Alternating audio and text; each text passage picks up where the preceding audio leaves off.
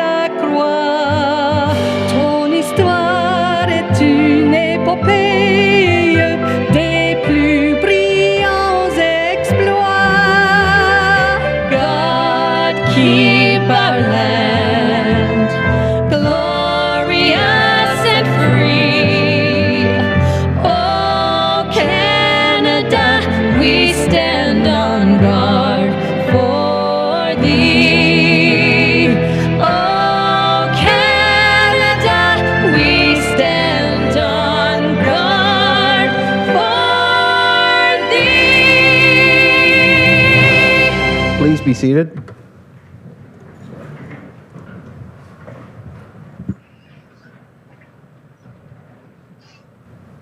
Madam Clerk, could you call the roll, please? Yes, and good morning. Councillor Bennett.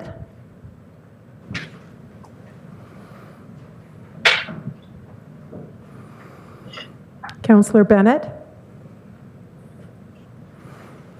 Councillor Burrows. Present. Councillor Doncaster. Present. Councillor Donahue. Here. Warden Nemo. Present. Councillor Giardini. Present. Councillor Grills. Present. Councillor Hodnott. Here. Councillor Yon. Councillor Lynch. Here. Councillor Mayville. Present. Councillor Murphy. Here. Councillor Nicholson. Present. Councillor Service. Here. Councillor Watt. Present. Councillor Weir. Present online. Councillor Wilmer. Present. I'll try again for Councillor Bennett. I'm here. Thank you. We have quorum. Thank you. Are there any disclosures of pecuniary interest and the general nature thereof? Seeing none, thank you. And a resolution that the minutes of County Council meeting of March 26, 2025 be adopted. A mover, please. Mover by the member from Greater Madawaska, seconded by the member from North Dakota and Wilberforce.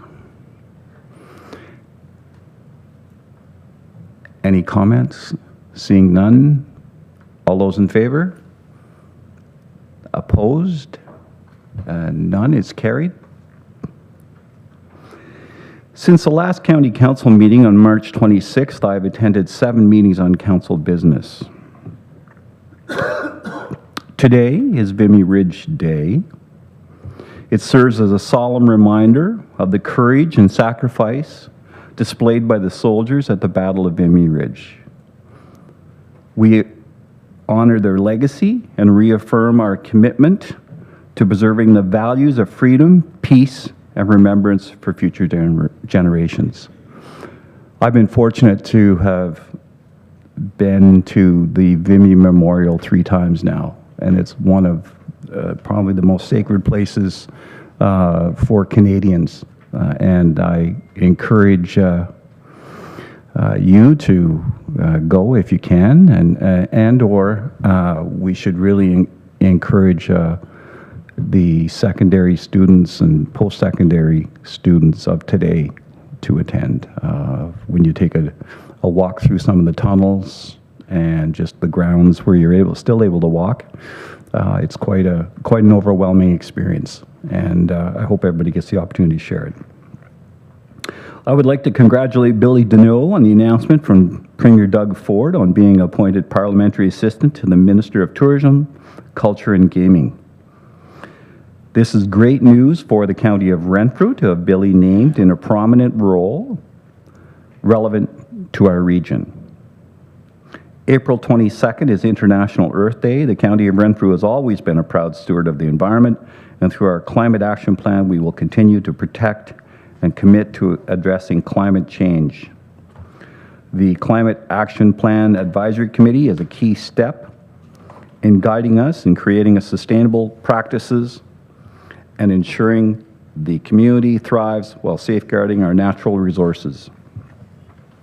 As part of the Earth Day activities in the Valley, the Kitchissippi-Ottawa Valley Climate Matters Action Group will mount an exhibit of some of the hundreds of climate action postcards that they have collected from visitors at farm markets, sidewalks, and community festivals, and in churches, libraries, horticultural groups, and other gathering places.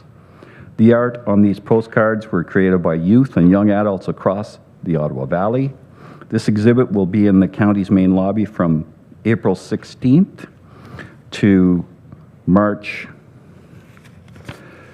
8th. They encourage council members to take time to view this display. As we celebrate Earth Day, let us work together to build a brighter, greener future for Renfrew County. We are midway through the federal election, and I urge you to consider the parties and candidates that recognize the unique needs of rural and small-town Ontario. The following federal priorities reflect the pressing and opportunities facing our region and are consistent with our past advocacy topics, all of which support and strengthen our communities. Sustainable infrastructure funding for rural municipalities, affordable and attainable housing, healthcare access and paramedicine, national childcare that works for rural families, rural economic development and workforce innovation, climate resilience and disaster mitigation, transportation and rural transit innovation, high-speed internet and digital equity, as well as support for Garrison Petawawa infrastructure and expansion and advancement of Canadian nuclear laboratories at Chalk River. We wish everyone a happy and restful Easter with moments of peace and reflection, and of course, some chocolate. I will remind those assembled here of the following: the County of Renfrew, experience our history, share our future. This concludes my address for this session of County Council.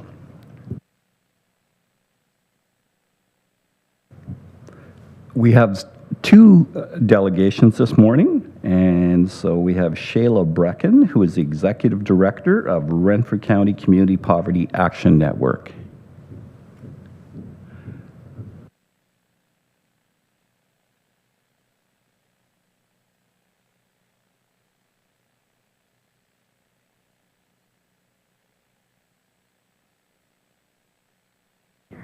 Oh, was was invisible to me. Thank you so much.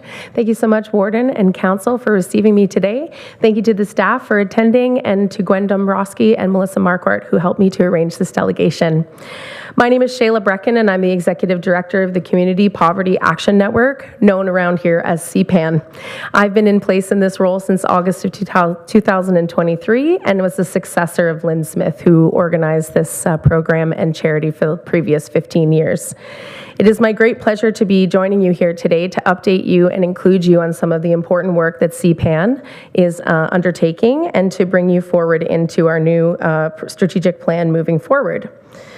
So the first thing I want to say is that just like an unexplained or unplanned snowstorm in April, poverty can hit families in surprising and situational ways, and it's something that anyone can experience at any point in their life.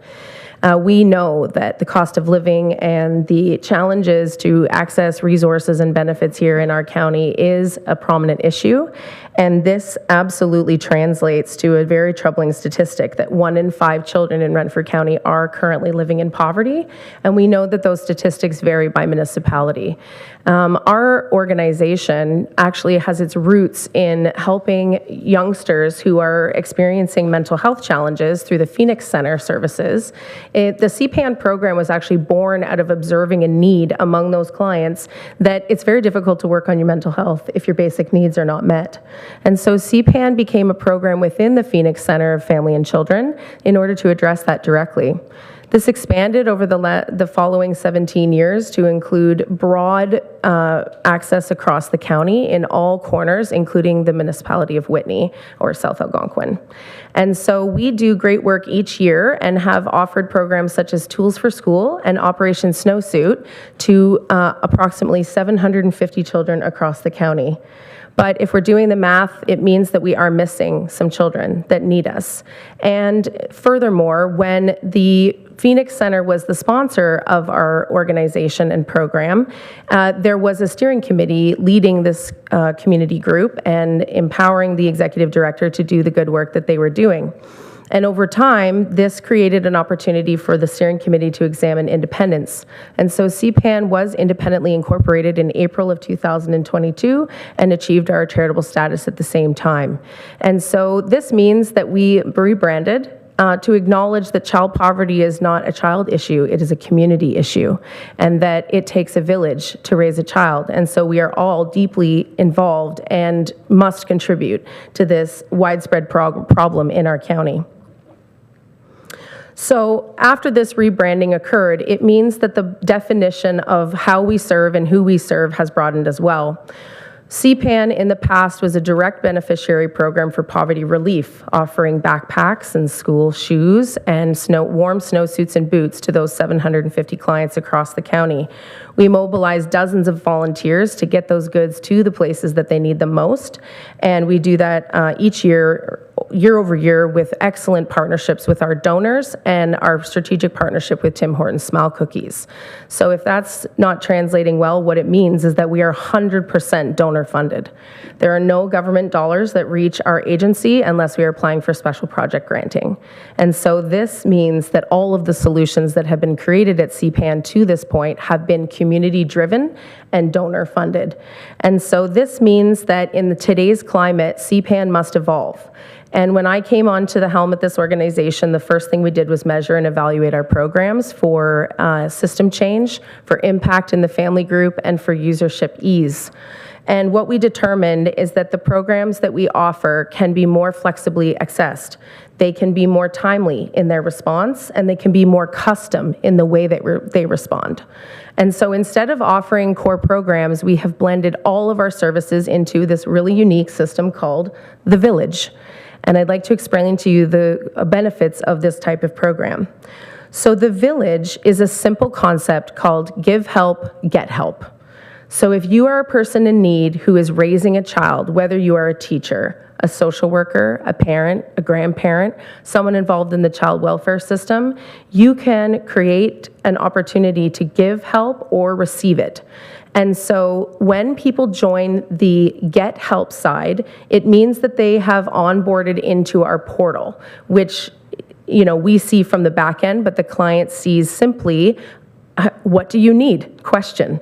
And so the client's profile opens up a ticket similar to like an IT trouble case, and it allows that that client to be able to put in their exact need. This need is then filtered through my colleague here visiting with us in the back, Melody Baritsky, who is our incredible program manager behind the village. And Melody would respond to this client, letting them know we received their request. And then our first priority is to refer. So if this person is seeking food security and groceries, we're looking to our food bank partners to help them and school programs to help them, for example. The next response is that we're going to go to our existing inventory. We have snowsuits, phone chargers, gas cards, grocery cards, things like that we can supply directly from our inventory. And then if we don't have it in inventory, we go out to the Give Help side of the network. And they get either a text or email blast to let them know about the opportunity to give help in one small way. And so this, and then we fund, which is the final piece, is that we would respond as the charity providing the benefit.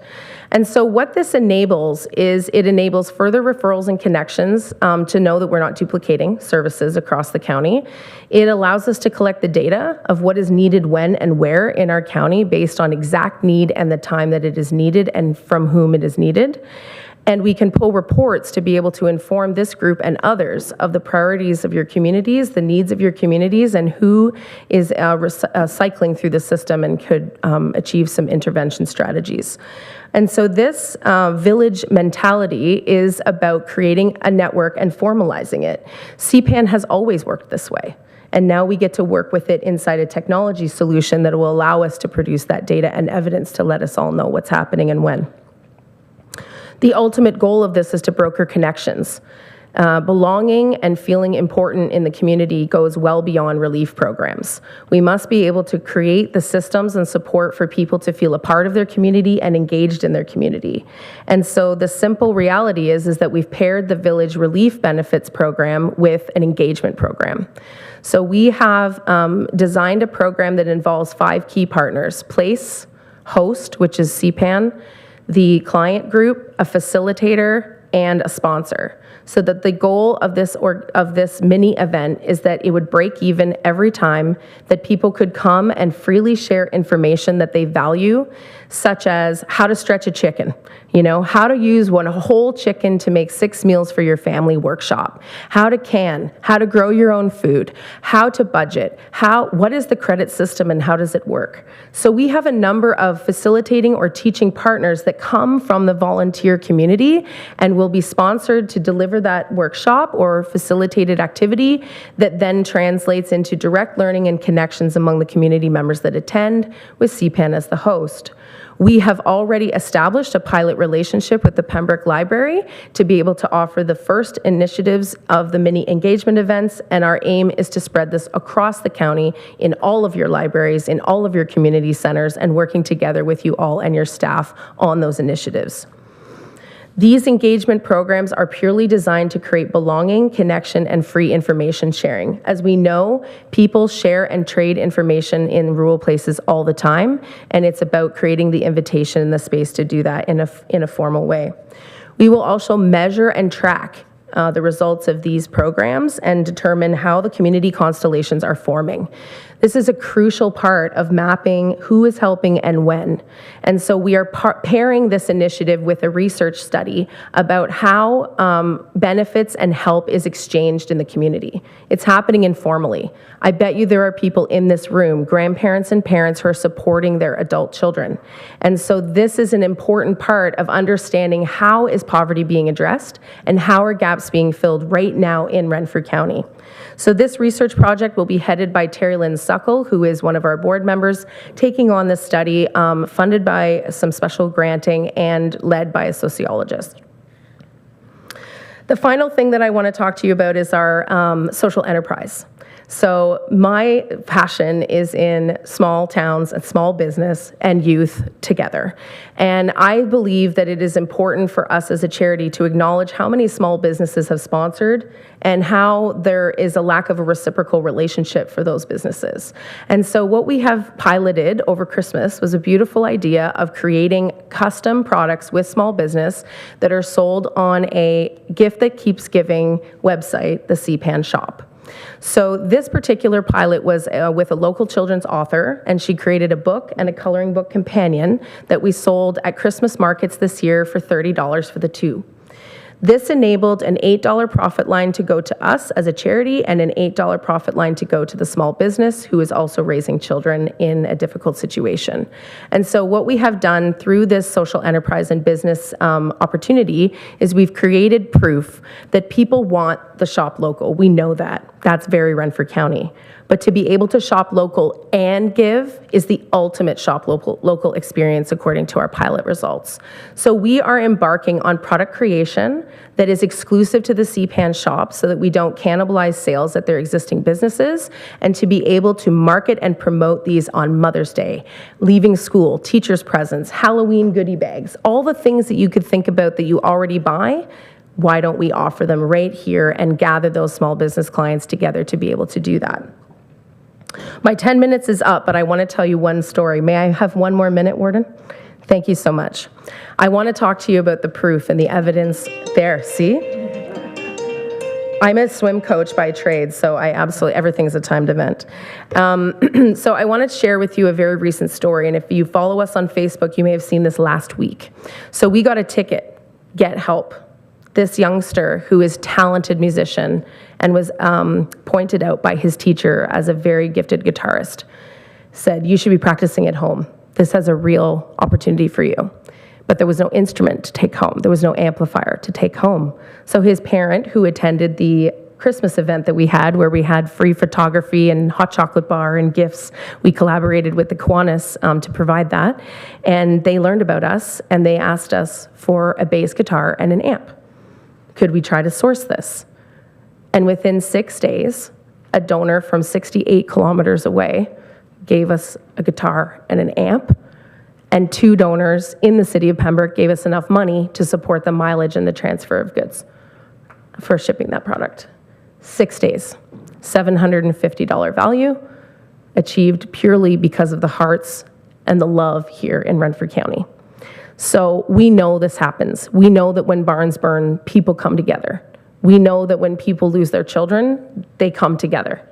This is a community of love and of sharing and of neighbor-to-neighbor initiatives that make a huge difference, that are never counted, that aren't necessarily captured and reported on, and we aim to do that. So CPAN's mandate is to support all people raising children. Welcome to the village. My call to action to you today is to join it. Join it as a news partner. Join it as a fundraising partner. Join it as someone who would give help in a moment of need to someone in your community anonymously with us as the broker. My challenge to you today is to get involved officially in the village. You've always been part of it. Let's make it real. Thank you so much. Thank you. We have often suggested and recognized that, the county of Renfrew and the Ottawa Valley is a very small community. Everybody knows everybody, whether they went to school with them, played hockey with them, served on a committee, has a second cousin that lives next door. So all of those things, those connections informally often lead to, a very supportive community. And this is just another example of that. So thank you. And Council, any questions or comments? Member from North Agona Wilberforce, please. Thank you, Warden, and through you to Shayla. What an excellent presentation.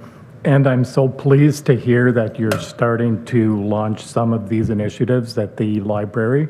I think the library, being a social hub to begin with, is a great place to foster this type of initiative. And I look forward to you joining with our library in partnership with Buncher Valley in bringing those programs forward. Thank you. Thank you, Mayor Brose. Thank you. And member from Laurentian Hills, please. Hi, Sheila. I echo Mayor Bro's comments, and I look forward to this coming. Will you be contacting all the libraries? Is that how you will be Yes. going forward with this? Yes, thank you for your question. I am beginning to make the relationships beyond Pembroke now that we have the buy-in from Carthy Rajamani, and so we will be expanding. I've actually petitioned to be part of the May event that's coming up that all the library CEOs are attending, but we intend to provide materials and initial relationship reach out there in early May. But all Renfrew County librarians will be reached, but I will also be visiting you in your council chambers. Absolutely. Great, thank you. Are there other questions or comments? And the member from Deep River, please. Thank you, Warden Nemo. Thank you for the presentation, Sheila. Was very good and very well received, and the information provided gives us, fuel to be able to move forward, and I really appreciate that. Just for County Council's perspective, I want to take an opportunity to express our appreciation, our community and our country's appreciation, not so long ago through Shayla's organization, a different organization. Shayla facilitated community learning and part of the referendum that went on in conjunction with NWMO in the siting process for the Deep Geological Repository for Canada's used nuclear fuel. And through the work that Shayla did in Ignace, there was an overwhelming response in Ignace, and the community said yes. And I think a lot of that, there was years and years the work that went on, but the door-to-door campaign that Shayla's organization did in that community really went a long ways to putting Canada not at the forefront, but very close to it in dealing with the used nuclear fuel that we have in this country. So thank you very much for that, Shayla. Thank you, Councillor. I'm touched that you know that. I'm not a very splashy person, and I wear many hats, so I really appreciate that you're aware of that. It was a privilege to set precedents in Canada for what we called consent-based development, and absolutely, our report was received at the UN last month, so thank you so much. Thank you. Thank you. Are there any further comments, questions? Okay, seeing none, thank you very much, and we certainly appreciate your advocacy. We in these chambers take our role as leaders and recognize the importance of the social determinants of health and apply that in all of our decision making. So, and again, it sounds very much like you align with those guides. So, thank you. Very much. Thank you so much, and I'll leave some contact cards at the back. Thank you. Thank you so much.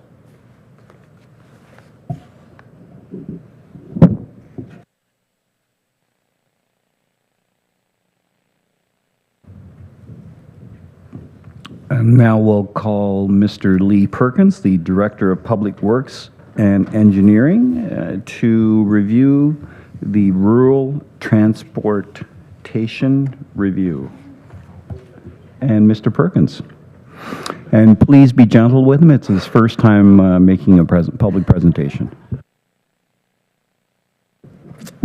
Thank you, Ward.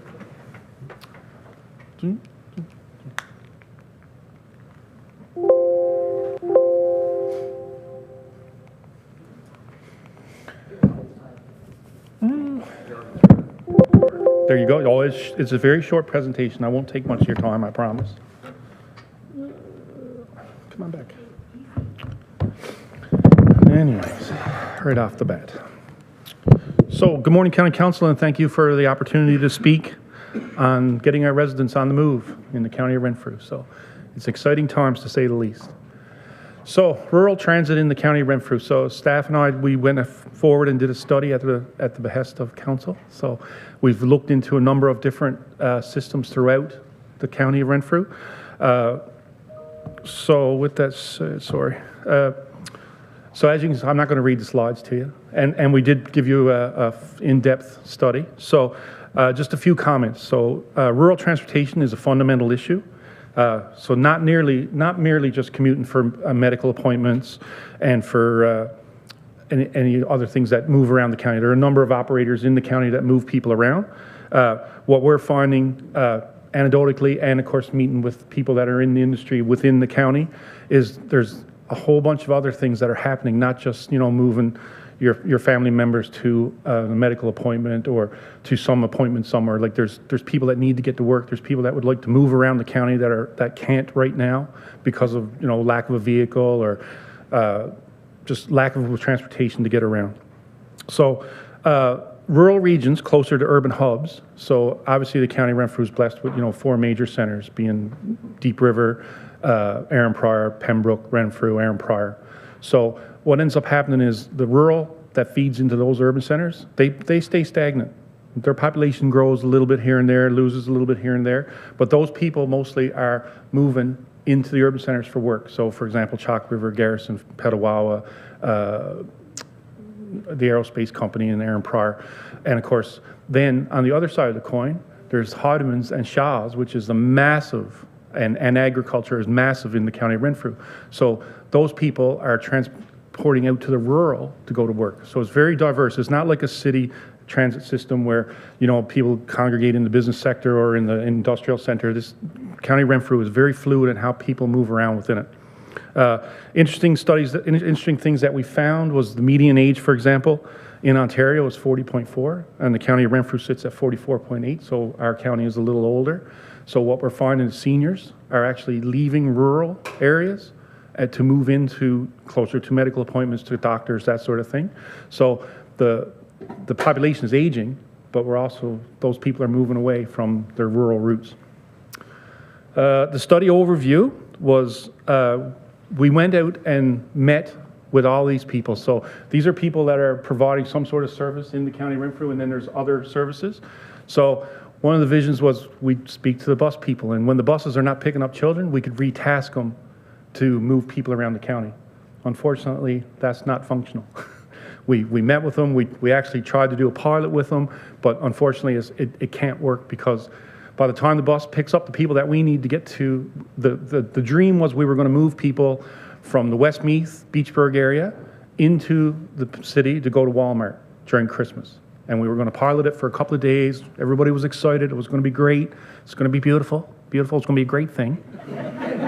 And anyways, when we met with the bus people, by the time that they drop off the children in Beachburg, by the time that they went to pick up the 3 stops that we had planned, by the time they get to Pembroke, to Walmart, they have to be back to drop those people off to pick up the kids. So it was, now they'll rent us a bus, no problem, to do it.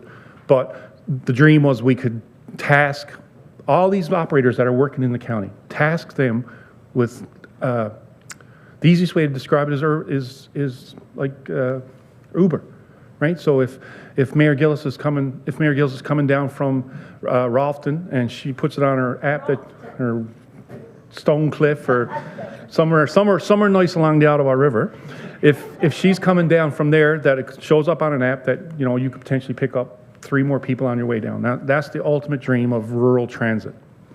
And from that, we reached out to, so Via, for example, not Via Rail, but Via Transit, they're in the box.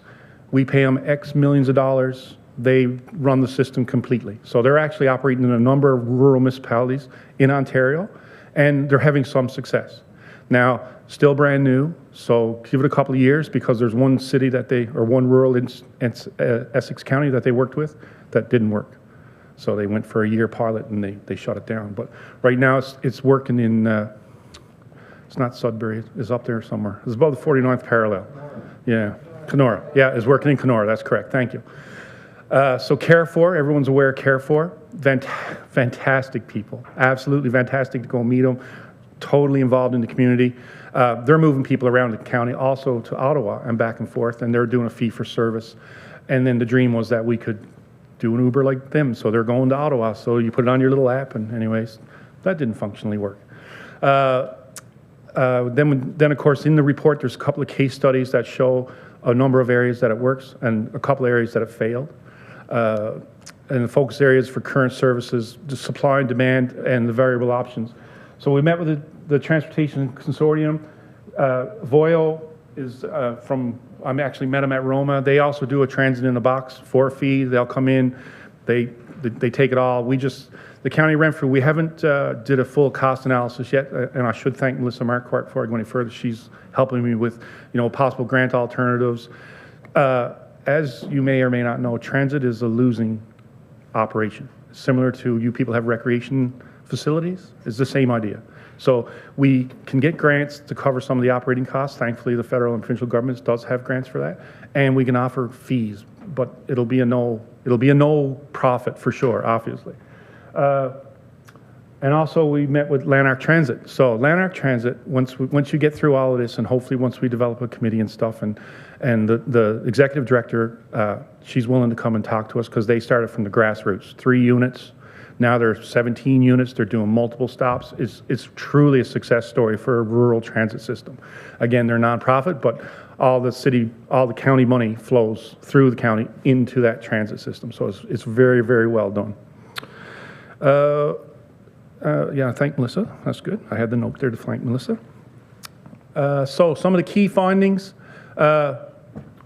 Again, rural transportation is underestimated. People just think it's, you're going to go to appointments or whatever, but what we've learned is, there's the County of Renfrew is very rural, as you know, mostly in the western section and stuff. But what we're seeing now is there's people moving here to enjoy that lifestyle. But the problem is maybe they only have one vehicle. So the spouse is away all day. So that person has no way to move around the county. So hopefully that's one of the things that we've learned from all of this, that there may be an opportunity to move just a regular person who wants to go to Barry's Bay to go shopping or something. Like there's opportunities for that. The widespread belief is that the majority of commuting in Renfrew County is to Ottawa. That's not true. When you dig into all the stats and everything else, the majority of work commuting in the County of Renfrew is among the County of Renfrew, be it going to Garrison, Petawawa, going to Chalk River, you're going to Arnprior, and then of course Hodemans and Shaw are everywhere in the county. So there's people going everywhere every day somewhere. So it's not the majority. You may think the majority is going to Ottawa, but that's not actually true. There's quite a substantial amount on the south end going to Ottawa, but when you look at the county as a whole, they're moving around the county. And then there's no viable transportation options for those people.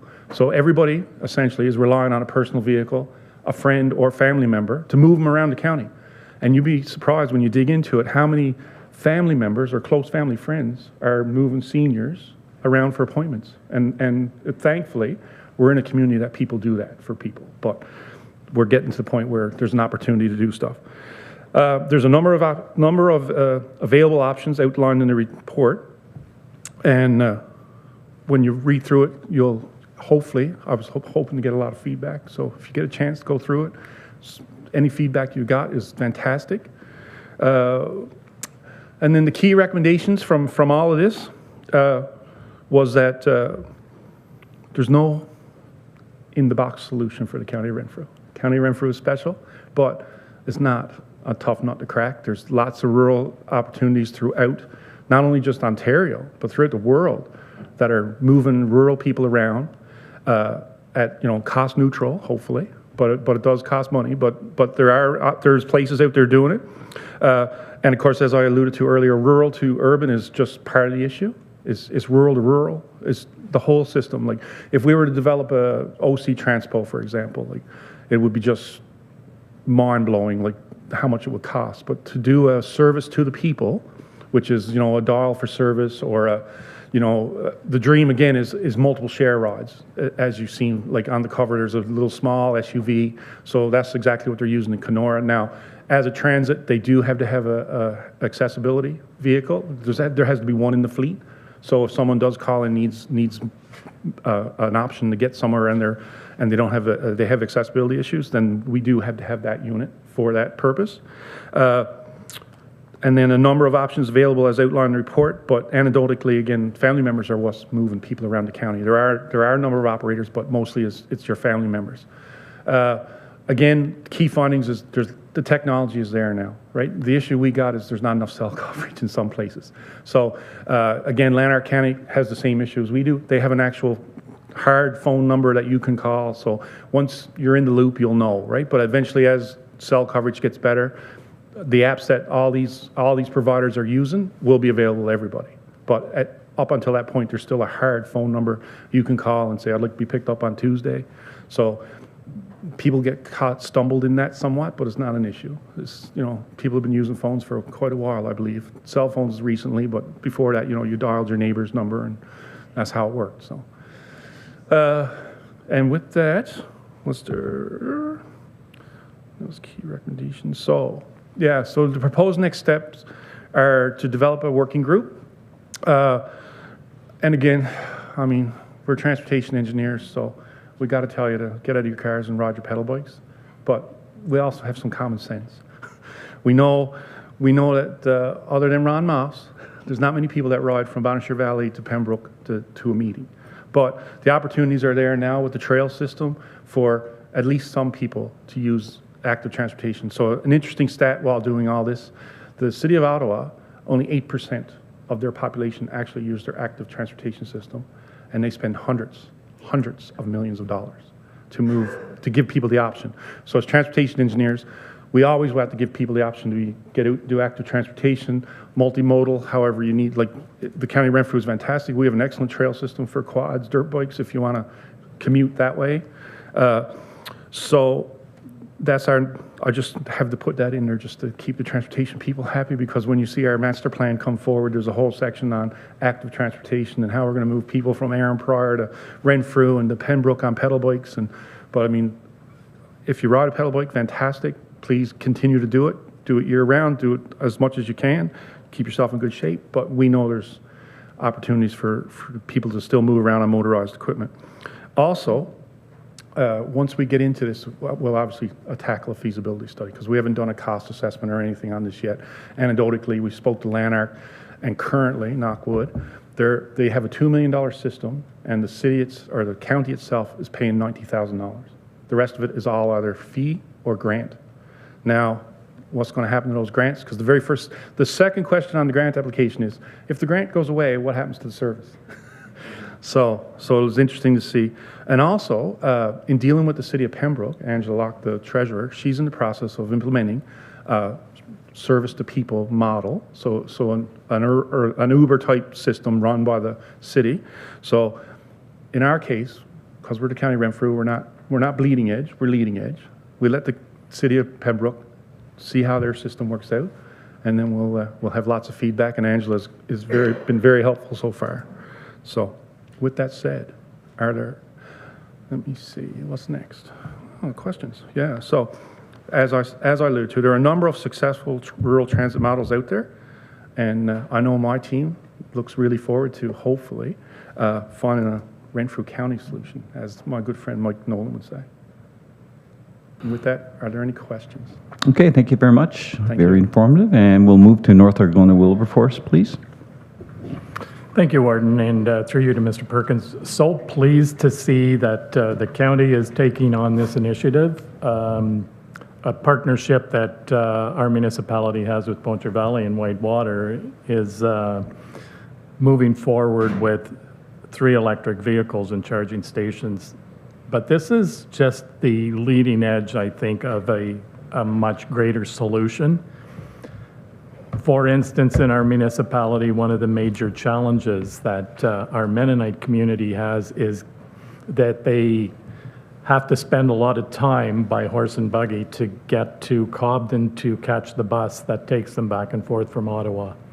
Having a service like this that can certainly reduce that time and increase their safety, especially when they're required to travel after dark, is certainly a step in the right direction. And I think it would be a service that they would utilize, seeing that in last year alone, they spent over $220,000 on bus tickets. So certainly a need there that I think we would be able to give them a greater service, but also service to, as you said, our seniors and our other population that maybe can't afford even one vehicle, let alone 2. Thank you. Thank you. And Just very quickly, and I'm sure Ms. Patrick can offer context as well, but earlier in my life when I was working for Family Children's Services, one of the things was we would set up really neat complex plans, with schools to support a child. The difficulty was we couldn't get the parents to attend, and your first knee-jerk reaction was, wow, they don't care. Well, it wasn't a matter of not caring. They couldn't get there. One partner was working, the other partner was staying at home or worked in the evenings, and so it was just difficult for them to attend or to ensure that there's regular medical or dental appointments, or to when we all value, I think we're all the products of being active as kids and being members of any number of teams in the community or in the school.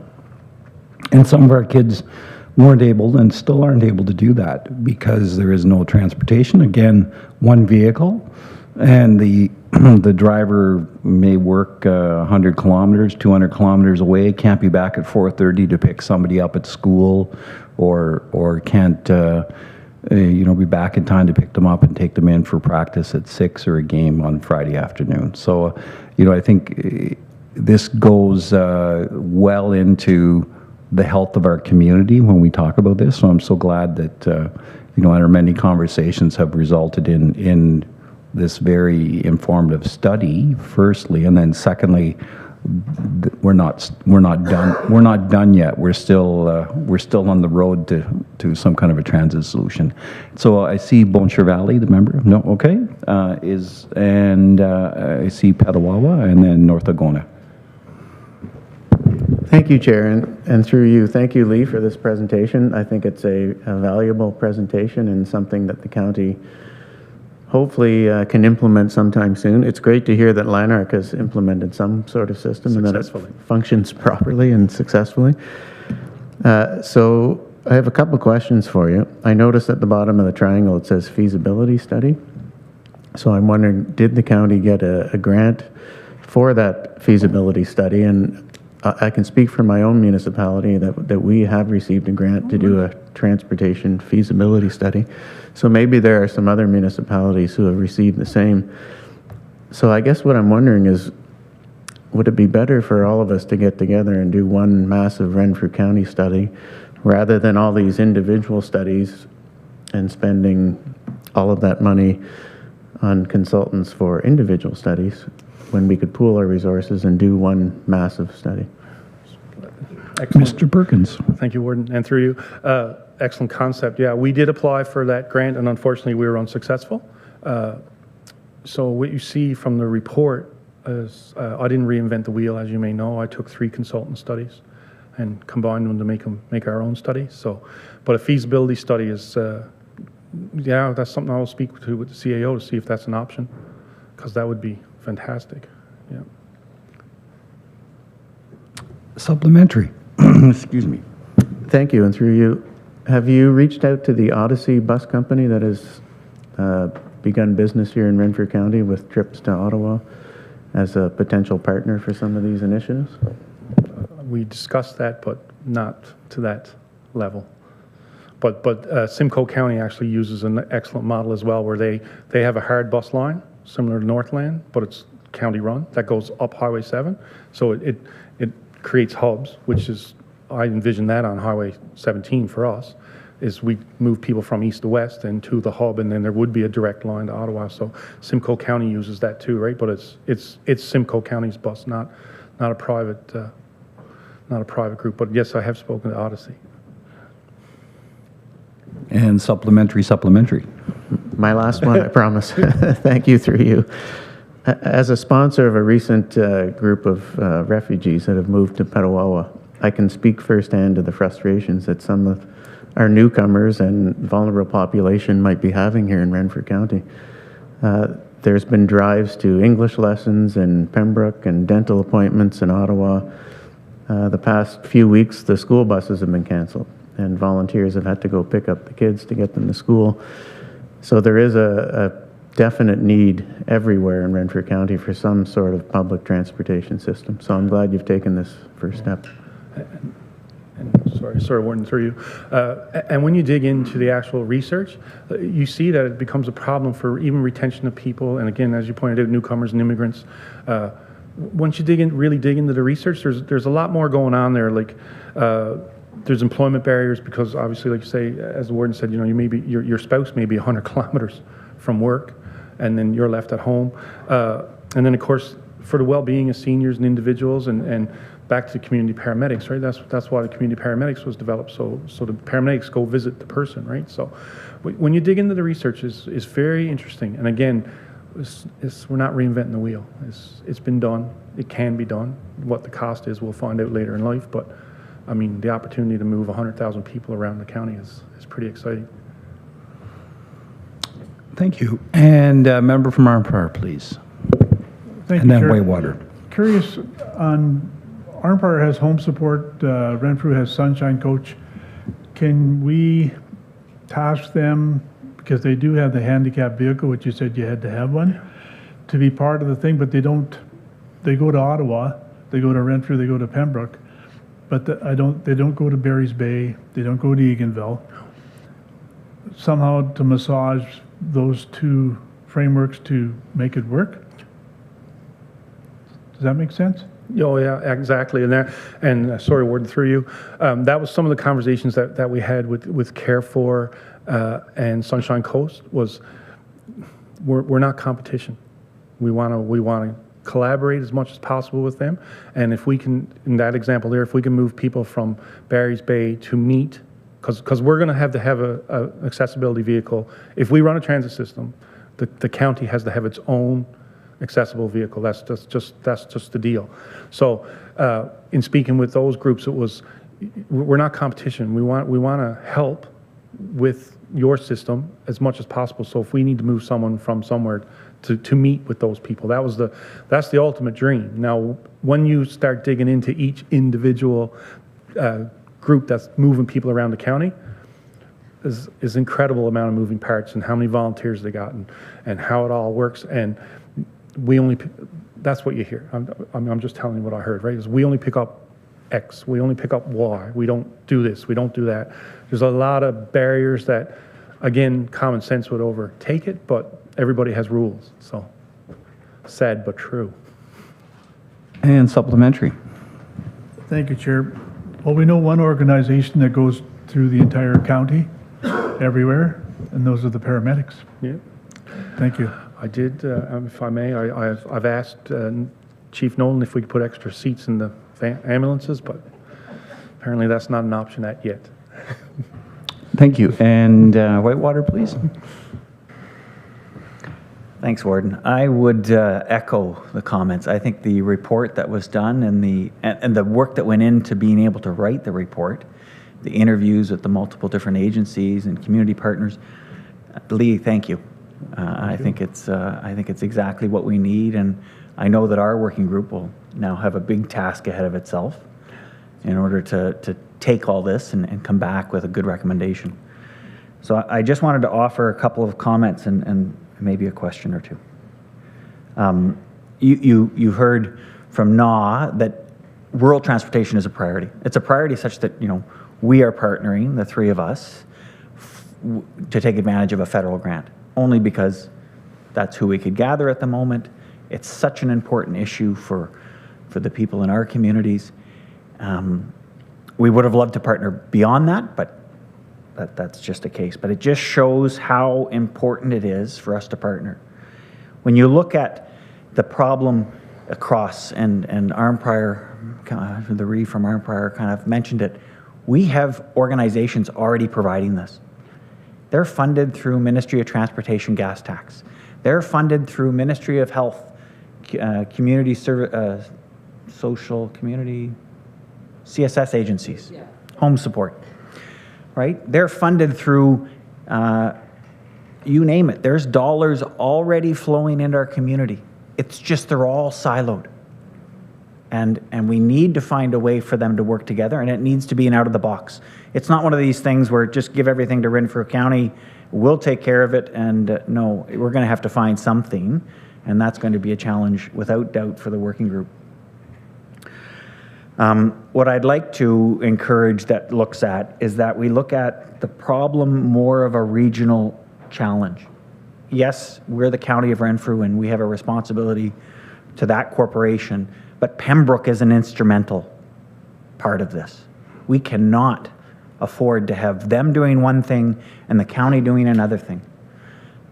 An example, their transit trials and opportunities they're working on are great examples that we need to be able to use as a force multiplier, not in competition. But I'd also ask that the working group look beyond the border. We have a whole slew of employees that cross the border from Quebec and come in and work at Magellan, a huge industry in Whitewater region. The reason the Walmart and the Home Depot can exist on the end of Pembroke, Laurentian Valley, is because there's a bridge there, and these people are flowing in and out of our communities. I would say that transportation, we got to take the borders off the map, look at it from a regional perspective, partner with these other counties and municipalities, and solve the problem from a regional perspective. Because the people on the ground that are looking for transport, they don't care what municipality they're in. They just need services. So I would encourage that the working group erase the barriers. The last is just one concern I had was competition with private providers. That has to be taken into consideration. So I threw that back at the working group. And the last thing is just an example, and I'll throw it on the spaghetti on the wall here. There are examples in communities where two individuals have to go in for a medical appointment. They live side by side. The handy bus from Pembroke comes and picks up one, drives to the appointment, empty, besides the one person, and Carrefour picks up the neighbor, takes them to their medical appointment, empty. This is a perfect example of us not using what we already have in the best way possible to serve our community. And again, the individual organizations, we can't tell them and dictate them how to do business, but we need to bring people to the table to work together to find a better way. So anyway, I guess I didn't really have a question, Lee. I'm reinforcing your points. Thank you so much. Thank you. And North Laguna Wilberforce, then Boncher Valley. Thank you, and just one follow-up comment, and I know Mr. Perkins has already talked to, can't remember the woman's name from Lanark County, who's leading this initiative in Lanark. But we already partner with the County of Lanark in our economic development report that we get every year, and the three top challenges for economic development in both our communities are childcare, housing, and transportation. So the county has certainly been working on the housing and childcare portion, and it would be great to take this step forward. And even, as my colleague said about removing borders, I think the Lanark Group would even be willing to come into Renfrew County to provide some of that service. So yes, I look forward to inviting her to our council chambers and to talk about their program and how they've accomplished getting to where they are today. Thank you. Thank you. And Boncher Valley, please. Thank you, Warden. Lee, stop looking at me when you say cell phone. Cell phone. Yeah, I know. So late breaking news, Troy just had one of their administrators send us the Pembroke transportation presentation. I think I want to echo the mayor from North Laguna Wilberforce and Whitewater's comments, because I think that when we receive this grant for our electric vehicles, which, that will remain to be seen, I think that we did envision that this might be able to be rolled out throughout the county. So I think my hope would be that while this working group is working through some of the logistics, the communication, Tina's going to be very busy with communication and education. My hope is that while you're working at the county level, that our system will be up and running, and perhaps rolling it out across the county doesn't look like all electric vehicles. Could be hybrids, could be gas, could be diesel. But I think that if we can get our project off the ground, and I know it's a difficult time to be doing that, gentlemen, but perhaps this can be another example while we're awaiting Pembroke's results as well. But I do think, to Neil's point about 2 medical appointments, people side by side, the other challenge I've heard, people aren't very patient either. So 2 people are being driven to Ottawa for 2 different medical appointments in 2 different places.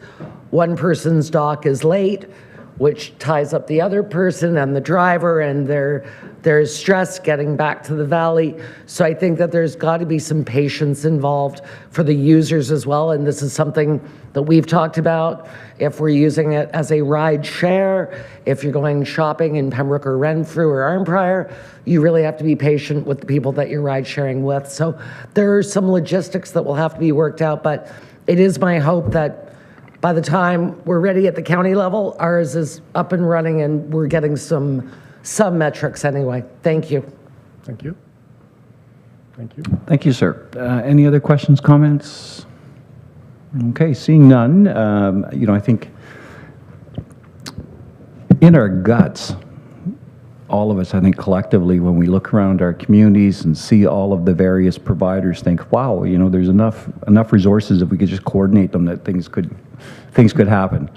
Again, you've mentioned quite correctly that there's funding restrictions, mandate restrictions based on legislation.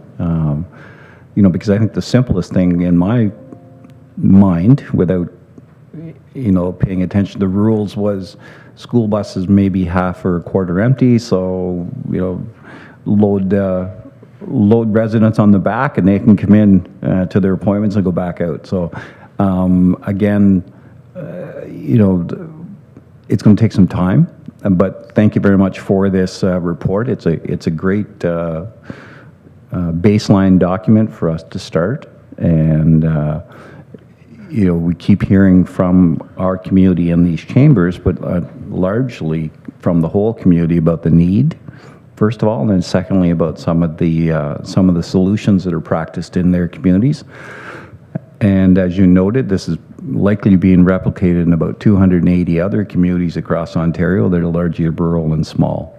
And so we have to take the best of what we have plus the best of what others have. So we have every confidence in you and your team. So thank you very much. Thank you, and thank you, County Council. And if there's any questions or comments afterwards, please forward on questions and comments. And if you have any suggestions for the working group, please. I have in my mind who I'd like, but obviously I'm not the decider. So if you can do that for me, that would be fantastic. Thanks again for your time. Thank you. And now we have correspondence and Mr. Kelly. Thank you, Warden. And since I haven't had a chance, good morning to Council. So the one piece of correspondence that we've received so far is a resolution from the Township of Madawaska Valley, which I'm sure Councillor Wilmer can speak to. Although I'll note the conversation about the HYPE program is part of your DMP committee report that will be received today, starting at page 15. I'll note, however, I just want to address a few comments in this resolution that I would consider erroneous, that there was a comment made in the resolution that this request was presented after the 2025 budget. This was part of the 2025 budget. It was budgeted for. It's coming from a reserve that's coming from the Safe Restart Fund that is provincially funded. And if you recall, Council, that Council received a presentation last fall, I believe, from Nicole and Lee Wynn from our Development and Property Planning Department, who presented on housing initiatives and a CIP. So actually we heard 2 or 3 presentations on the CIP. So when the HYPE program was rolled out this last month, you had already heard a presentation about it, and again was spoken to and budgeted for in the 2025 budget. So just to address those concerns that were raised by this resolution, but again, Warden and Council, I would consider that this should form part perhaps of your DMP report for comment, but again, up to you, Warden, and of course, Councillor Wilmer to respond. And that is all the correspondence I've received. Thank you. The member from Madawaska Valley, please. Thank you, Warden. And I do agree with the CAO's comments about it, that we had seen it before. I think the resolution is quite self-explanatory, and I think my council really just wanted to express strongly their lack of support for this, in that it's coming from the whole tax base and only benefiting 7 municipalities. So again, I agree, it can be discussed at DNP. Okay, thank you. Just a quick question to our friend. Is this a matter of us improving our outgoing communications? Because I think when we talk about some of the inaccuracies of the motion, is there is this a matter of us managing our outgoing communications better? No, I don't think so. I think actually the conversation at our council started from the presentation that was included. One of our staff members did go through it, and that started the conversation, and then several of the members of council got onto it, and it just developed from there before it came to council. Okay, thank you. Bon Valley, please. Thank you, Warden. I also think that Tina does an exemplary job of sending the county council communique, and anything that isn't in that, it's our responsibility as the members sitting here to bring back pertinent information to our councils. Thank you. Thank you. Yes, that was not a backhanded attempt to undermine the work of our staff. My apologies. I should have framed it better. Are there any other comments? Okay, seeing none, we'll move to committee reports, and the Chair of Development and Property Committee, please. Thank you, Warden. To the Council of the Corporation of the County of Renfrew, members of County Council, we, your Committee of the Whole Development and Property, wish to report and recommend as follows. Under resolutions, the first one is the 2025 Ottawa Valley Tourist Association budget, resolution number DP-CC-250326, moved by Chair, second by committee, that County Council adopt the Ottawa Valley Tourist Association 2025 budget as presented. And again, that is attached as information. Item number 2 is the shared immigration and settlement services for Lanark and Renfrew counties. Excuse me. Resolution number DP-CC-250327, moved by myself as chair, seconded by committee, that County Council direct staff to budget $45,000 in the 2026 economic development budget to cover the funding shortfall for staffing for the new shared immigration and settlement services program for Lanark and Renfrew counties. Once again, the background is attached. Item number 3 is Helping Your Place Excel, the HYPE program, resolution number DP-CC-250328, moved by myself, seconded by committee, that County Council receive and accept the Helping Your Place Excel HYPE program details for consultation and provide direction to staff to proceed with amending the County of Renfrew official plan to permit the Council of the County of Renfrew to provide grants and/or loans to support local community improvement plan initiatives. Once again, all the background is attached. Number 4 is the tariff response plan, resolution number DP-CC-250329, moved by myself, seconded by committee. The County Council approve the addition of Schedule D, local benefit to the County of Renfrew's procurement policy GA-01. Again, that background is attached. And all of which is respectfully submitted by myself as chair and committee members. Thank you, Warden. Thank you, Chair. And with that, members of council and committee, questions on item number 1? Item number 2? Item 3? And the member from Madawaska Valley. Again, just reiterating that my council and myself do not support this. Thank you. Item number 4, a member from Laurentian Valley. Concerning the hype, if a municipality sets up a CIP program which matches the counties, is there a maximum or a minimum amount of dollars that they must include in their CIP program? Thank you, Mr. Kelly. Thank you. So I'll clarify, and Mr. Davis can clarify further if you'd like. The county-wide program will match the parameters of local municipal CIPs. It's actually not the way around. We're going to be funding, or is proposed to be funding, similar priorities that the municipalities are funding together. Now, when we talked about this and when we proposed this back in the fall and again in January during budget time, the intent of the HYPE, now called, was that this funding would go towards regional priorities. I think that's what the work is going to be done.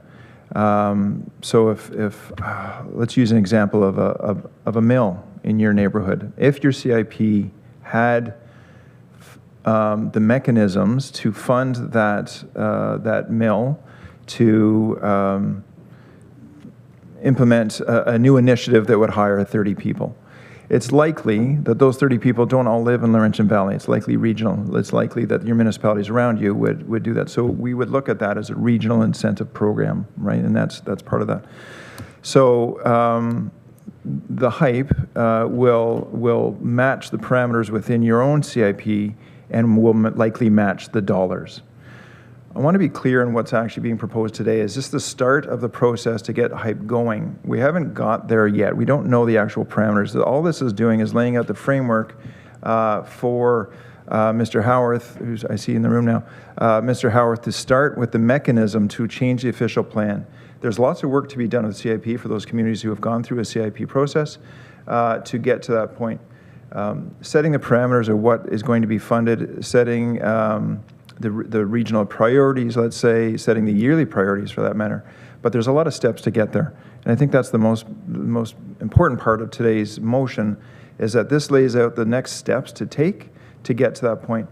And I would also suggest, Warden and Council, that those municipalities that do not have currently a CIP, that they reach out to Mr. Howarth and determine if a CIP is worthy of achieving and what those steps are. So you could be ready either later this year or next year should the HYPE program move forward. So I think that answers your question and then some. Thank you. And I see the member from Whitewater. Thanks, Warden. The first question is in terms of the process, and I appreciate the number of steps and the engagement in order to allow public input into this decision as it is part of the official plan. And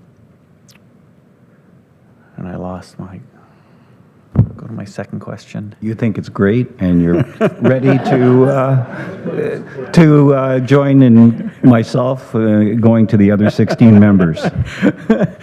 Thank you, Warden, for taking that space, and then my mind caught up with my words. I just lost it again. So anyway, I'll go to my second one, which is the SIPs. So at the community level, and this is speaking from one of the communities that already have a SIP in place, although it's funded basically just on very little, is that there may be an opportunity for us to do some more regional coordination. And the CAO mentioned it, where a business development in one of our communities has impacts beyond just our internal borders. And I'm thinking if there might be a future opportunity where municipalities maybe will work together, and maybe the county could help guide that discussion in terms of forming basically a standard template SIP that could include some of these regional issues and work on that together rather than have 17 individual submissions. I just don't know if that's a consideration that can be included in our process going forward. Thank you, Mr. Davis. Thank you, Warden, and good morning, County Council.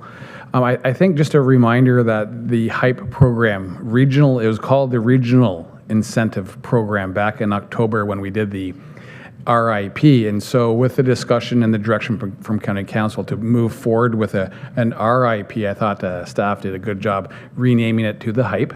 RIP to HYPE, but it's still regional. So yes, to answer the councillor's question, it will be a regional look at how we do things.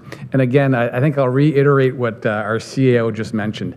This is just our first step in the process. We're looking for public input. We're looking for municipal input of how we're going to draw out our HYPE program. So I think we're early on. I appreciate Madawaska Valley's the staff comments and the council comments, and we'll take that in consideration for better communication and how we move forward. So I'll leave it at that for now, Warden. Thank you. And member from Petawawa.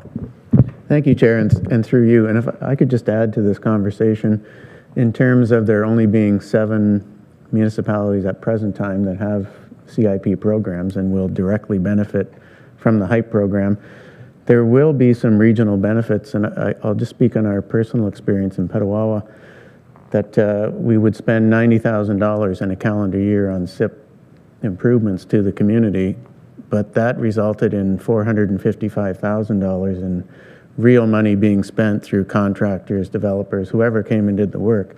And not all of those entities were from the town of Petawawa. So there were spin-offs, sent around to the region in that aspect. Thank you. And member from Amherst Bromley. Thank you very much, Mr. Warden, and it's an interesting discussion, and I agree that in its nascent stage, it should still absolutely move forward and get feedback, certainly from municipalities, but also from the public. I will note, though, that at the committee meeting, that's right, I did inquire of Mr. Waibu that made the presentation, is there a facility, is there a capacity for the program, the HYPE program, in order to live up to the HYPE, if it would be available outside of a CIP that is at the lower tier, or is the CIP the only vehicle through which funds can be delivered? And I ask this because this question is also the fulcrum about which development charges failed. The unfortunate thing with the development charges conversation, there was an opportunity for what we called a Highway 60 development charges. So in the end, we rejected that. Council rejected development charges, or even the opportunity of a Highway 60 region or zone, corridor, if you will, that would have those. I may have a calving problem. The challenge for me is that if, in fact, now development and expansion of our assets is going to be funded through the county levy, then we're all paying for it. The opportunity for this to have been done where the growth, where the monies would have been levied, would have been in the communities where the largest growth was being experienced. In rejecting that opportunity, now my municipality is contributing. So likewise, that is my concern with this one. I disagree with the resolution from Madawaska Valley. I do not believe that this is detrimental to my municipality or any municipality, but I think it is prejudicial without question. If the money's raised, and I do note once again that I think only 8 cents, maybe something like 8 cents out of every dollar that the county levies is coming from Amherst and Bromley, but it is levying a fee on my ratepayers that my ratepayers are ineligible to apply to unless my municipality does participate. So it is certainly prejudicial. It is prima facie prejudicial to my community. I don't perceive it as being detrimental to my community, but I think that this is going to be one of the again, the fulcrums about which this is hinged, is each of us is facing our own unique fiscal challenges, and it is a fairly simple thing to say you should form one on your own. 1% levy for my community is $40,000, so it would be probably about a full percent for me to engage a CIP that would have any real utility in my community. So ultimately, yes, this does need to move forward, but I can suggest that my position on this is not dissimilar from that espoused in the resolution that came from Madawaska Valley, and I think it is just as important for those concerns to be there from the start and not only at the end. Thank you. Any other questions or comments? And member from Whitewater. Thanks, Warden. And I got my point back. And I'll just kind of echo Admiston Bromley's comments here, is that the process by which to allow or to not legislate, but include the option for this county to have a HYPE program is important. And I support the process going through. Whether or not we fund it, how we fund it, what types of priorities we use that money for, and in what regions are all discussions and debates that are going to happen after we allow for it to exist or not. It could exist in the official plan and we decide to zero fund it. We could decide to fund it marginally. We could decide that we were only going to prioritize its use for very specific things. But unfortunately, we can't even have that discussion because it's not in the official plan yet. So I'm very supportive of including this as a tool in our toolbox, getting it through to the official plan, and then having the fulsome debate as to how best to implement it to benefit the greater community. Thanks, Warden. Thank you. Any further comments on item number 3? Seeing none, we'll move to item number 4. Any comments? Comments on the report as a whole? And I would ask the member from Madawaska Valley, do you wish item number 3 to be moved out and voted on separately? Yes, I do. Okay, thank you. So I would take a mover for items 1, 2, and 4. So moved, Warden. Thank you. You've heard the report and the comments on items 1, 2, and 4. All those in favor? Opposed? None. It's carried. Thank you. And with that, could I get a mover for item number 3 from the chair, please? So moved, Warden. Thank you very much. So you've heard the comments, questions, and concerns on item number 3. All those in favor? Opposed? It's noted. Thank you very much, Council and Committee. And we'll move to the operations report to County Councillor. Chair, please. Thank you, Warden. To the Corporation of the County of Renfrew, members of County Council, we, your Committee of the Whole Operations, wish to report and recommend as follows. You'll see the information items on the 2025 Recreational Trail Work Plan and the budget. And just to remind everyone that we've asked for staff to show us year-over-year work plans in the future, once we have that up and running. And then we'll be able to have a better handle on what we're doing, how we're doing it, and how much it's costing.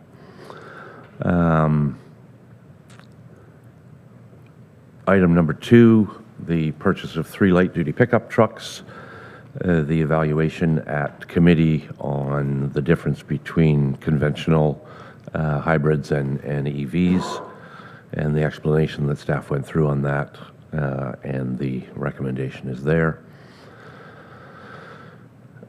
Under bylaws, license agreement, Ontario Federation of Trail Riders, resolution number OPCC 250347, moved by Chair, seconded by committee, that County Council adopt a bylaw to execute a license agreement with the Ontario Federation of Trails, OFTR, commencing May 1st, 2025, and expiring November 1st, 2028.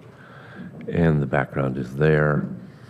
Item number 4, the rehabilitation of County Structure B, 122 Wobble Creek Bridge, resolution number OPCC 250347, moved by Chair, seconded by committee. The County Council approved contract PWC 2025-22 as submitted by DW Building Restoration Services, Inc., Ottawa, Ontario, for the rehabilitation of County Structure B122 Wobble Creek Bridge, located on County Road 52, Burnstown Road, 0.7 kilometers north of County Road 2, White Lake Road, Township of McNabb Braeside, in the amount of $638,892.80 plus applicable taxes, and the county council adopt a bylaw to execute the contract. And the background and the financial implications are there. All of which is respectfully submitted by myself as chair and committee members. Thank you, Chair. Comments, questions, concerns on item number 1? Item number 2? Item number 3? Oh, I'm sorry, a member from Petawawa. Thank you, Chair, and through you, this is kind of a tie-in with number 3 and number 1. Should this pass and an agreement be brought forward where we allow motorbikes on the Algonquin Trail, and looking back to number 1 at the budget of $18,200 for enforcement on the trails, I just think, and I know we're past budget time, so I don't know if we can increase this or not, but if we're going to allow motorbikes on the trails, and I'm not prejudiced against motorbikers or motorbike riders, but just from personal experience, it would seem that that type of vehicle does cause some concerns with speeding and other types of riding on the trail. So I'm just wondering if this does go through, if we have the ability to increase the amount of enforcement on the trail, since it was so effective through our first trial year. Thank you. And the chair? Thank you, Warden. So what this is going to do is that, similar to the Snowmobile Association, this is going to issue trail passes, and this organization can do that, which is advantageous for us.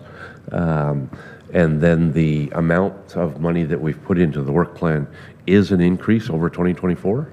So hopefully we've taken into account for more patrols, and hope that helps. Okay, thank you. And item number 4, the report as a whole. Could I get a mover, please? So moved. Thank you. You've heard the report, all the items, all the discussion. Any further comments? Seeing none, all those in favor? Opposed, none. It's carried. Thank you, Council. And we'll move to consent items. I see none. Staff reports needing direction. None. There is no closed session. So we'll skip down to reports from representatives appointed to external boards. Seeing none at this time. A notice of motions. None. Members' written motions. None.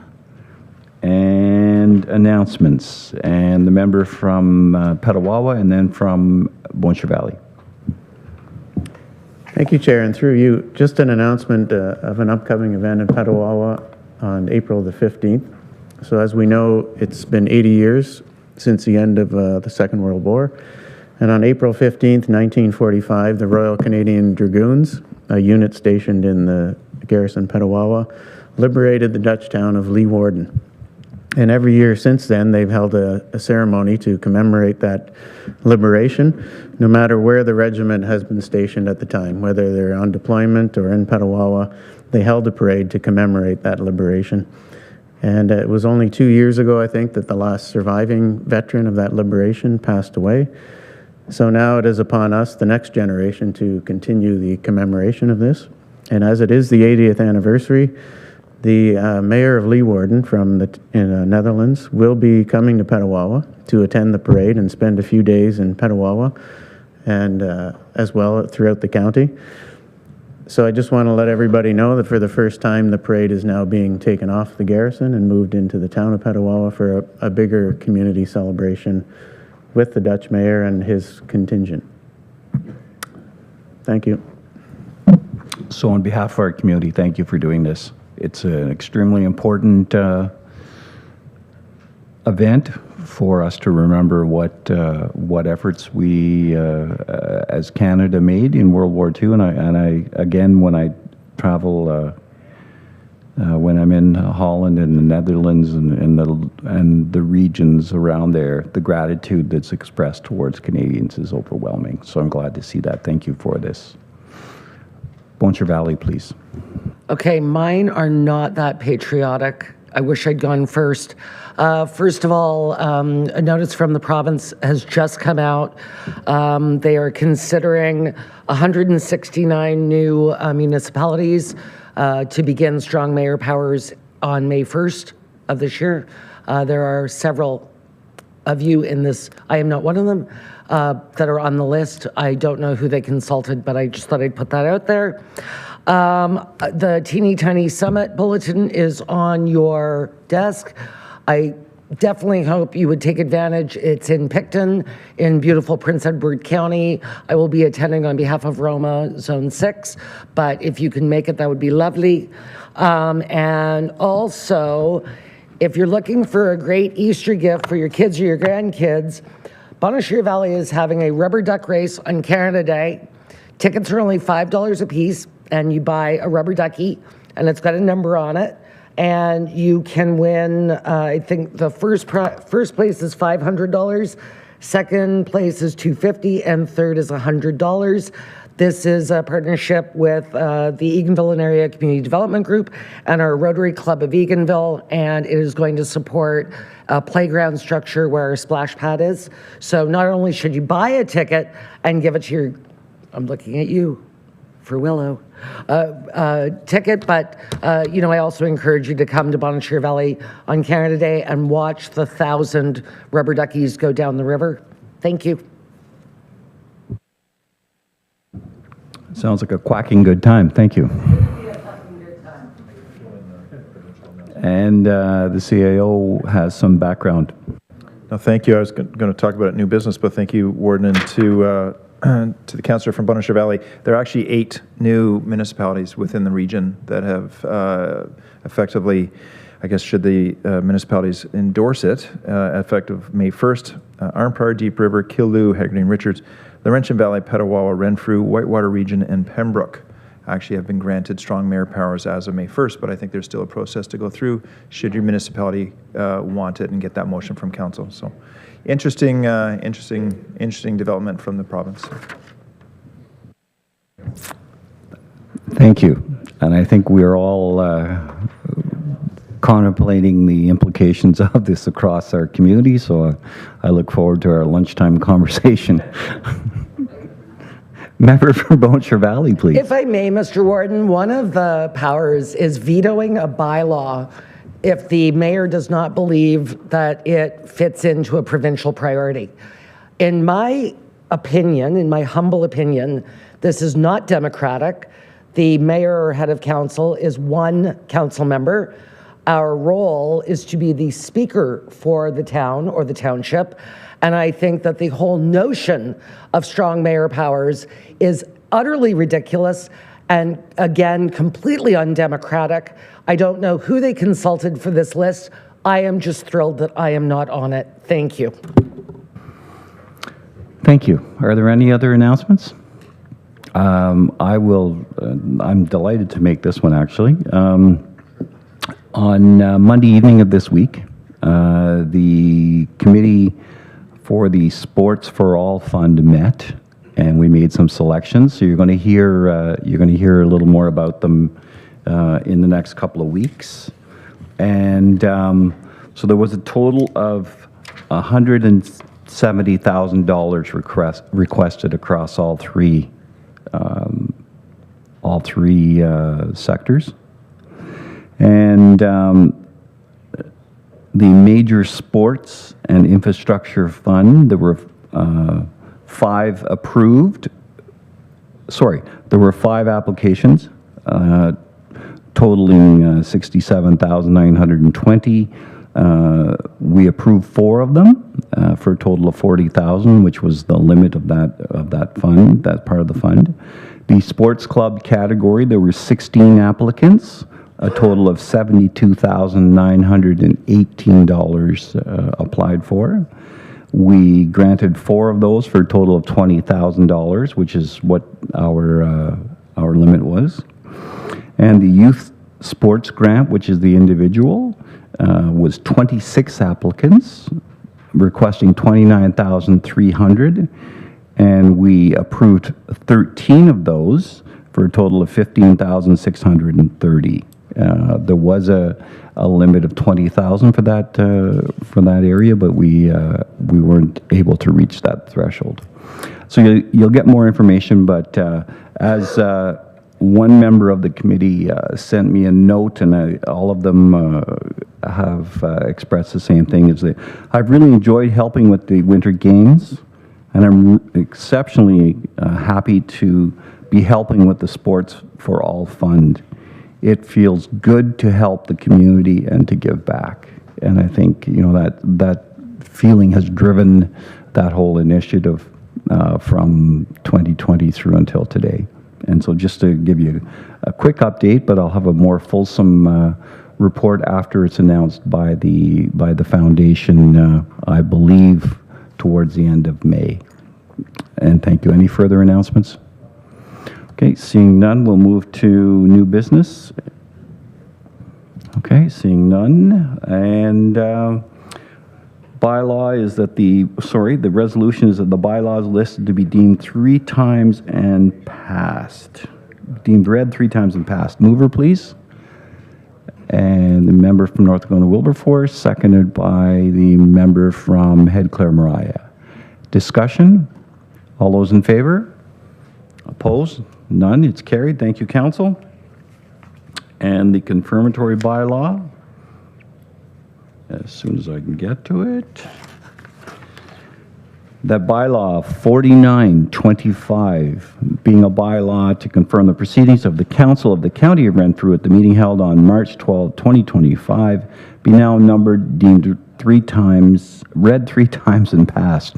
Mover, please. Member from Blanchard Valley, seconded by the member from Laurentian Valley. Discussion? All those in favor? Opposed? None. It's carried. Thank you. And that County Council adjourned at 11:16. Mover, please. Oh, sorry, 11:06. Mover, please, is member from Deep River, seconded by the member from Kittilou-Haggerty Richards. Discussion? All those in favor? Opposed? None. It's carried. Thank you. And we will be returning at approximately 11:15 for Committee of the Whole. Thank you.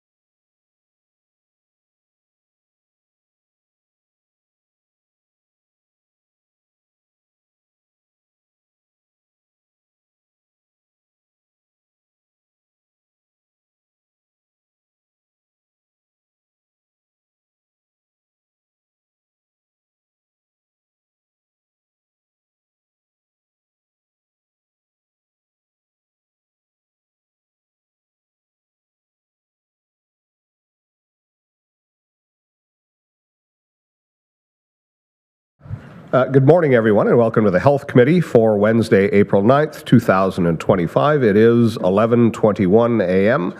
I'm calling the meeting to order. I would like to inquire, Ms. Van Starkenburg, has the roll been called, please?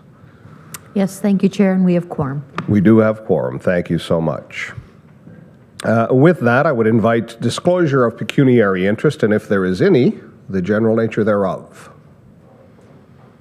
I see none. Moving on, then, I would seek a motion that the minutes of the March 12th, 2025 meeting be approved, please. Moved by Councillor Rose, seconded by Councillor Nicholson. Any errors or omissions, committee? I see none. All in favor? That is carried. Thank you. Moving on then to the Renfrew County District Health Unit, I would seek a resolution that the Board of Health minutes for February 25th, 2025 meeting be noted and received, please. Moved by Councillor Murphy, seconded by Councillor Mayville. I am indisposed towards any questions on this, but we do, of course, have all four members of the Board of Health, the delegates from the County of Renfrew. I see Councillor Nicholson. Is there something you wish to speak to? Thanks, Chair. Yes, there is an item in the Board of Health agenda that I wanted to highlight for Council. It's item 10 under correspondence. And in there is, the subject is the Ontario investing in over $1.8 billion to connect every person in Ontario to a family doctor and primary care team.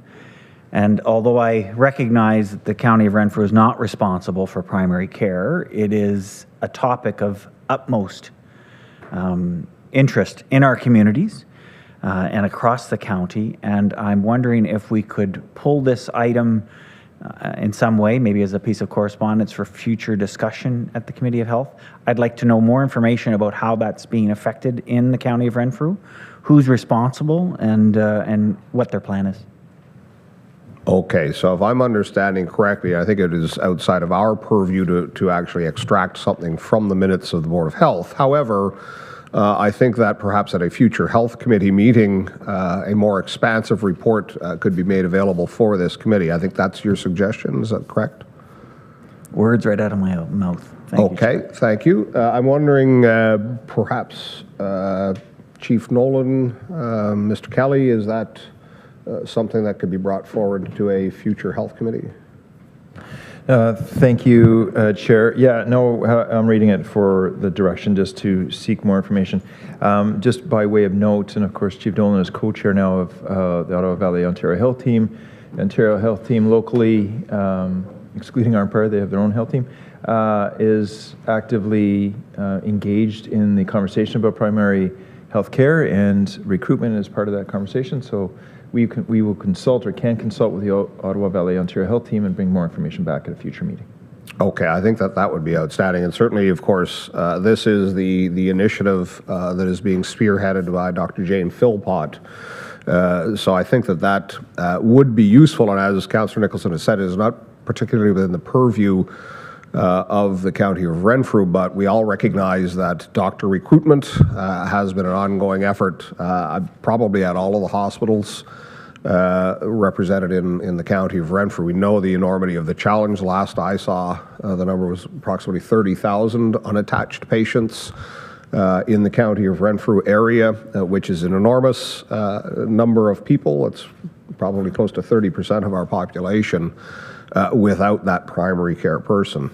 Ultimately, once again, doubled back to VTAC and how local need is driving innovation here in the county. But I think that it would be incredibly valuable at your suggestion, at your direction to staff to bring a report to a future Health Committee meeting. Do you need a resolution to that effect, Mr. Kelly? That would be appreciated, Chair. So you would be moving that resolution then, Councillor Nicholson? Yes, Chair. Okay, thank you. I would be seeking a second, please. Councillor Grills, any further questions or comments? All in favor? That is carried. That is the direction. Now back to the initial resolution on the minutes themselves. Are there any questions or comments on the Board of Health minutes of February 25th? Councillor Brose, please. Thank you, Chair. And I just wanted to also highlight in the Board of Health report was the food insecurity data that was provided, and I thought it was quite interesting this morning when Ms. Brecken spoke about CPAN's approach to helping those who are experiencing poverty and also food insecurity, that they now have a mechanism where people can ask for help and remain private and confidential in their requests. So I think, again, it's a great opportunity to an innovative solution for Renfrew County. Thank you. Thank you so much for underscoring that as well, Councillor Brose. Any further question or comment? I see none. All in favor? That is carried. Thank you. There were no delegations and presentations at time of mailing. That continues to be so. There were no communications when the report was provided to committee. Moving on then to consent reports, and there are two. Do we approve these or accept these, Ms. Van Starkenburg, with a single resolution, or one? There is the nodding of the head. We do indeed by a single resolution. So with that then, just bear with me, the Health Committee consent report for long-term care begins on page 10. I would invite Mr. Blackmore, if you wanted to take us through that. Thank you, Chair. Good morning to committee, through you to committee. Number one is the Accreditation Canada accreditation results for Miramichi Lodge and Bonnechere Manor. Just an announcement that our accreditation period has been extended, effectively giving us a 5-year accreditation versus a 4. Number two is projected patterns of illness in Ontario. This was the study that CEO Mersman from Pembroke Regional Hospital presented to Health Committee on June 12th. The report was not ready for public distribution at that time. It now is, and it's included as a link in your report. Number three is the Aging at Home Forum. So the Ottawa Valley Ontario Health Team is commencing an Aging in Place Forum to be held May 15th at the Clarion Hotel. As part of that process, we'll be convening a panel facilitated by a PhD, Zaina Kayat. She's a health futurist. In addition, in the run-up to that session, we have a number of webinars planned as well, and we'll be circulating that to committee and council. April 10, we have a session supporting caregivers and family, presented by Catherine Bowdens and Kunal Parikh. April 24th, Insights into Older Adult Demographics and Health Needs, with presenters Kate Gahn and Brian Snarch. May 6th, Nursing Home Without Walls. That's presented by Dr. Suzanne Dupuis-Blanchard and Stephanie Legoski. Item number 4 is the Renfrew County and District Health Unit inspection at Bonnechere Manor, conducted March 6th with no non-compliance issues. Item number 5 is the results of the 2024 resident satisfaction surveys for Bonnechere Manor and Miramichi Lodge. Some very, very good results, and you can read in your report the statistics that were gathered and the comments that were made by residents and family, each followed up by our staff. Item number 6 is a funding agreement that was signed by a delegated authority for the Canadian Lab Ordering Results Integration Agreement. So that essentially that's lab ordering, allows us to expedite lab orders and get results quickly without having to rely on faxes and such. It integrates into our existing electronic health record platform, point-click. Those are the consent items. Thank you very much, Mr. Blackmore. Any questions or comments on any of the consent items? I'm beginning with number 1, number 2, number 3, number 4, number 5, and finally number 6. There are none. Thank you very much, Mr. Blackmore. With that, the Emergency Services Department consent report begins on page 2022, and I would invite Chief Nolan to take us through that, please. Thank you, Chair, through you to members of committee. Item number 1, the Emergency Response Vehicle Certification Program. I'm delighted to say that the collaboration between the Emergency Services Department and our friends in the Public Works Department under Lee's guidance have been able to achieve something that no other paramedic service has been able to achieve in Ontario, and that is we are now a vehicle manufacturer by definition to the province of Ontario, which allows us to be able to upfit vehicles to be recognized as emergency response vehicles as per the standard. This is a significant opportunity, especially in light of today's discussions regarding tariffs, regarding supply chain issues, and delays. So as a result of this, we can now upfit vehicles, which we've done 4 of internally to be able to demonstrate our ability to meet the standard. And in doing that, we can now do it for other municipalities should they choose the design that we've gone with for emergency response vehicles. So this is a significant opportunity. Lee's staff and my staff are working on the business model by which to go that next step, which I'll be bringing back through committee to council. But very pleased that this work began actually with Deputy Chief Brian Leahy and was completed by Deputy Chief Libby because this was an exhaustive process. We also continue to work with Voss Ambulance, a German ambulance manufacturer, to also achieve ambulance certification standards so that they can start to produce vehicles based upon our needs and specifications here in the County of Renfrew, once again with the ability to avoid tariffs and counter tariffs as a result of the fact that they'd be coming direct from market from Germany on the existing chassis, which is a Mercedes chassis, which is what all of your ambulances are today. So happy to continue to build out those partnerships. Item number 2, Mr. Chair, is the Renfrew County Virtual Triage and Assessment Center 5-year anniversary. A huge thank you to all of the people that work within the VTAC program. Deputy Chief Grenier is here with us today. Certainly Dr. Fitzsimon, Judy Hill at the Petawawa Centennial Family Health Center are all leaders within the program, but the work that goes on in this program has been absolutely incredible and has been an essential safety net. So recognizing that we've been in operation for 5 years, which also marks the beginning of the pandemic 5 years ago, because those were the ashes from which VTAC has grown. We are very pleased to host the Minister of Health as well, Deputy Premier, Honourable Sylvia Jones, as well Billy Deneau, our MPP for Reps Renfrew, Nipissing, Pembroke, also was in attendance. Thank you to the warden, the CAO, and all of those who allowed us to move forward quickly with this celebration and be able to not only demonstrate the incredible value of the VTAC program to the minister and our new MPP, but also to be able to thank the staff for the incredible work that they're doing. Over the past 5 years, VTAC has served over 170,000 family physician appointments to the residents of the county, and there have been close to 15,000 paramedic assessments and over 300,000 incoming calls to our medical receptionists. That's no small amount of work, and it's something that we've been able to proudly provide 24 hours a day, 7 days a week in Renfrew County. When we hear of Dr. Philpott's revisioning of primary care, we believe strongly that VTAC has a role within the future of primary care as well.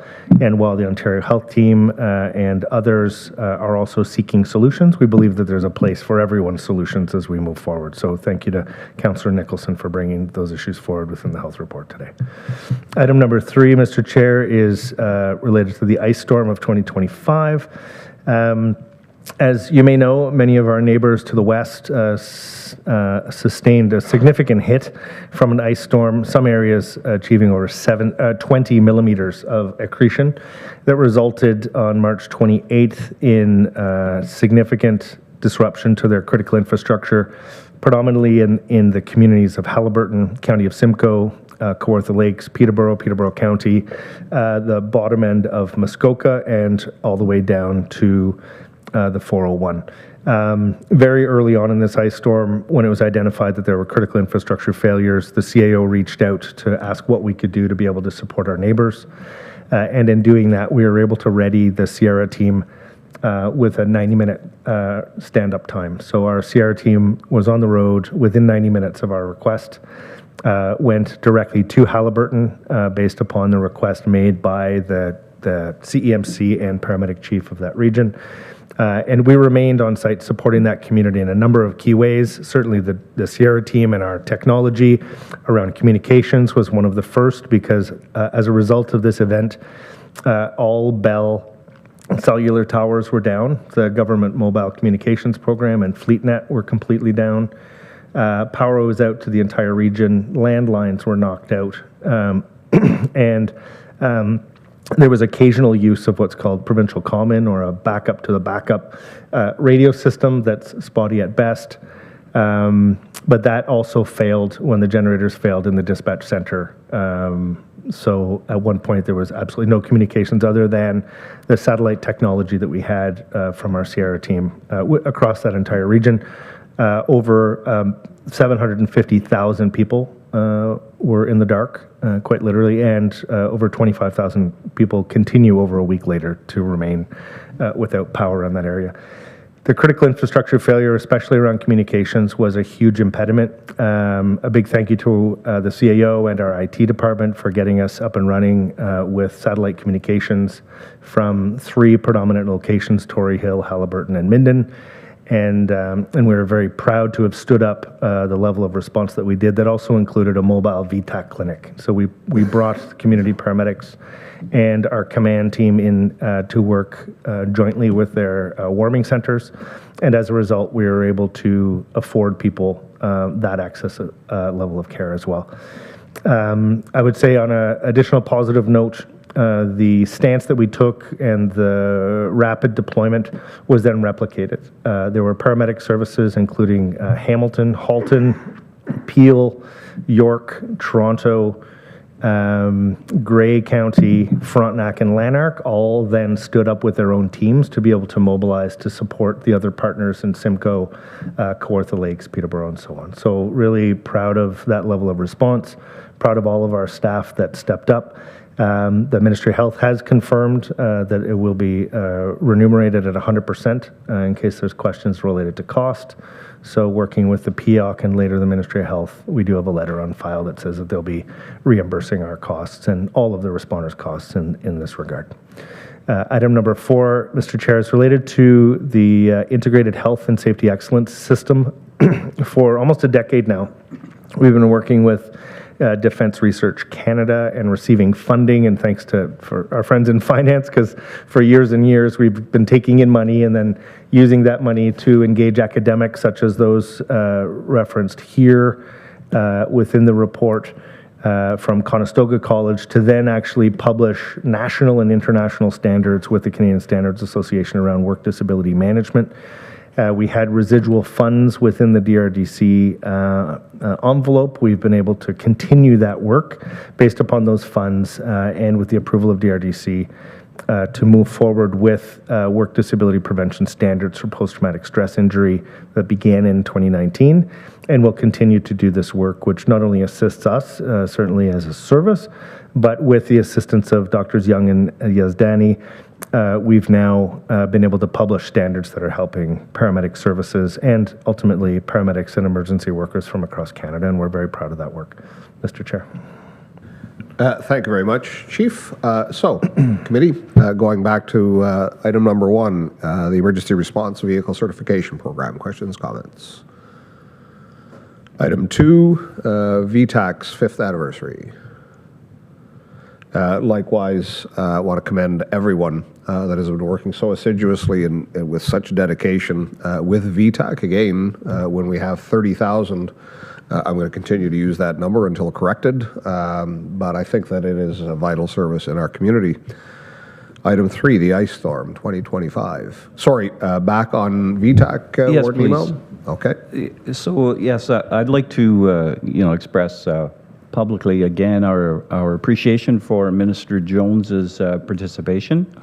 Very busy schedule, but took the time to attend and was extremely complimentary in her public remarks and almost effusive in her private remarks about this program and the wearability of it to be moved to other locations. Was extremely complimentary of the County of Renfrew and the paramedic service for our innovation across many fields. We had a good conversation again with her about the heart hubs as well. I was impressed with her knowledge of our community, and also her repeated commitment to want to be kept abreast of what's going on, and to keep being innovative and asking and pushing her ministry for more funds and more resources. So thank you to everybody for making it a success. It's very easy to talk to Minister Jones and other provincial officials when we have great information and such marvelous progress to talk about. So thank you to everyone. Thank you, and partly distressing to know that 5 years have passed since the founding of VTAC. With that, moving on then to item number 3, and I'll open the door in a minute, but I'm very pleased that we were able to provide this service bespoke, I think, in a lot of ways, because there is not a template for this.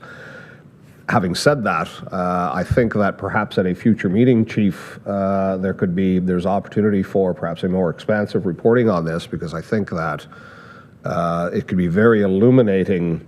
This was not a dress rehearsal of this type of situation. And as a reminder, this is why we all have emergency control groups within our own communities. We hope to never have to put them in order.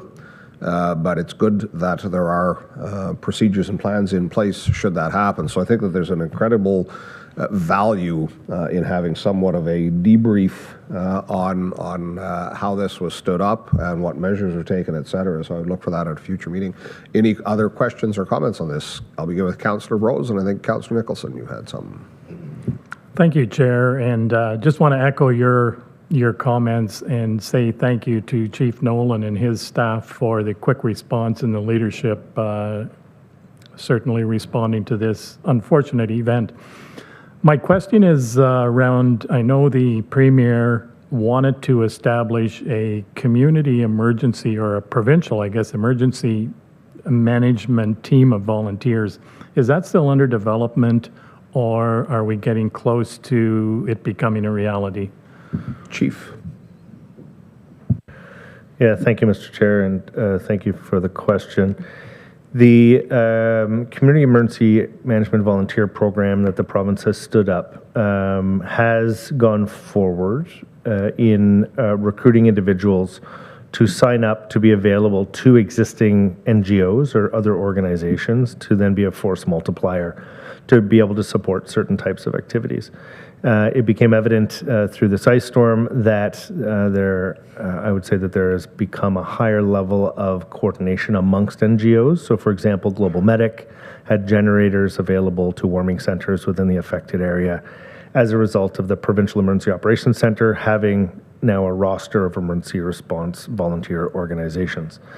I think it's likely important to understand where they're at in their development, and I think that's something that we could certainly request an update for, because I'm not in a position to speak on their behalf. I did personally sign up as one of their volunteers to understand their process and understand what their intention is. It's not clear to me at this time as to whether the intention is to provide boots on the ground for certain functions, such as flood mitigation and others. I did see some public relations about some of their volunteer organizations going door to door, such as OSARVA, which is the Volunteer Search and Rescue Group, providing some timely information to people within the affected area. So I think as that continues to build out and to know what the overall capacity is, I think is yet to be seen, but there's definitely some activity now with Minister Dunlop's emergency management function that they did have some involvement, they did have some capacity, and I think for the communities that they served in this regard, they did do a good job, I'm told. However, whether that meets the local municipal requirement in terms of immediate response for trained volunteers for some of perhaps the more physical functions associated remains to be seen. We've continued on with the direction of council from last year to identify a process by which we could have local trained volunteers, and an update was given this week to the clerks and treasurers group. So a big thank you to Gwen for inviting me to that group to be able to provide an update. So we are continuing on our pursuits, despite the fact there are provincial level ambitions for organizations. I think having local trained volunteers is essential and something that we are continuing to work towards in collaboration with a county-wide exercise, which we're continuing to plan for this fall. Thank you. Thank you very much. Councillor Nicholson, please.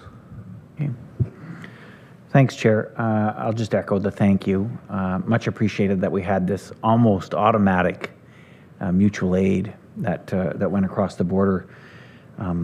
Two things, if it is to come back to committee, the two areas that I would be looking for more information on.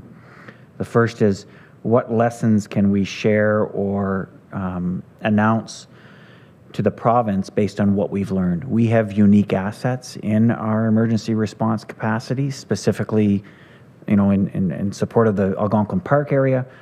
How could these assets be used by other similar counties, especially given this circumstance? And how can we advocate for their expansion? And the second is, what were the impacts to these counties and their other departments? So how was long-term care affected? How did they deal with long-term care in a power outage of this magnitude for this duration? How did Public Works become involved? How did they integrate into that system?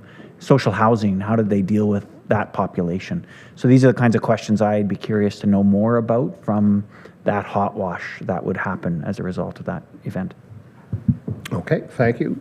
Chief Nolan, and then I'll ask Mr. Kelly. Thank you, Mr. Chair. I think that be happy to bring back a report and address those issues. I think there are a number of lessons learned. There are also a significant number of sort of unsung heroes that come out of this. And, our staff, we asked them initially who can go for 3 days minimum, right? So that takes some doing.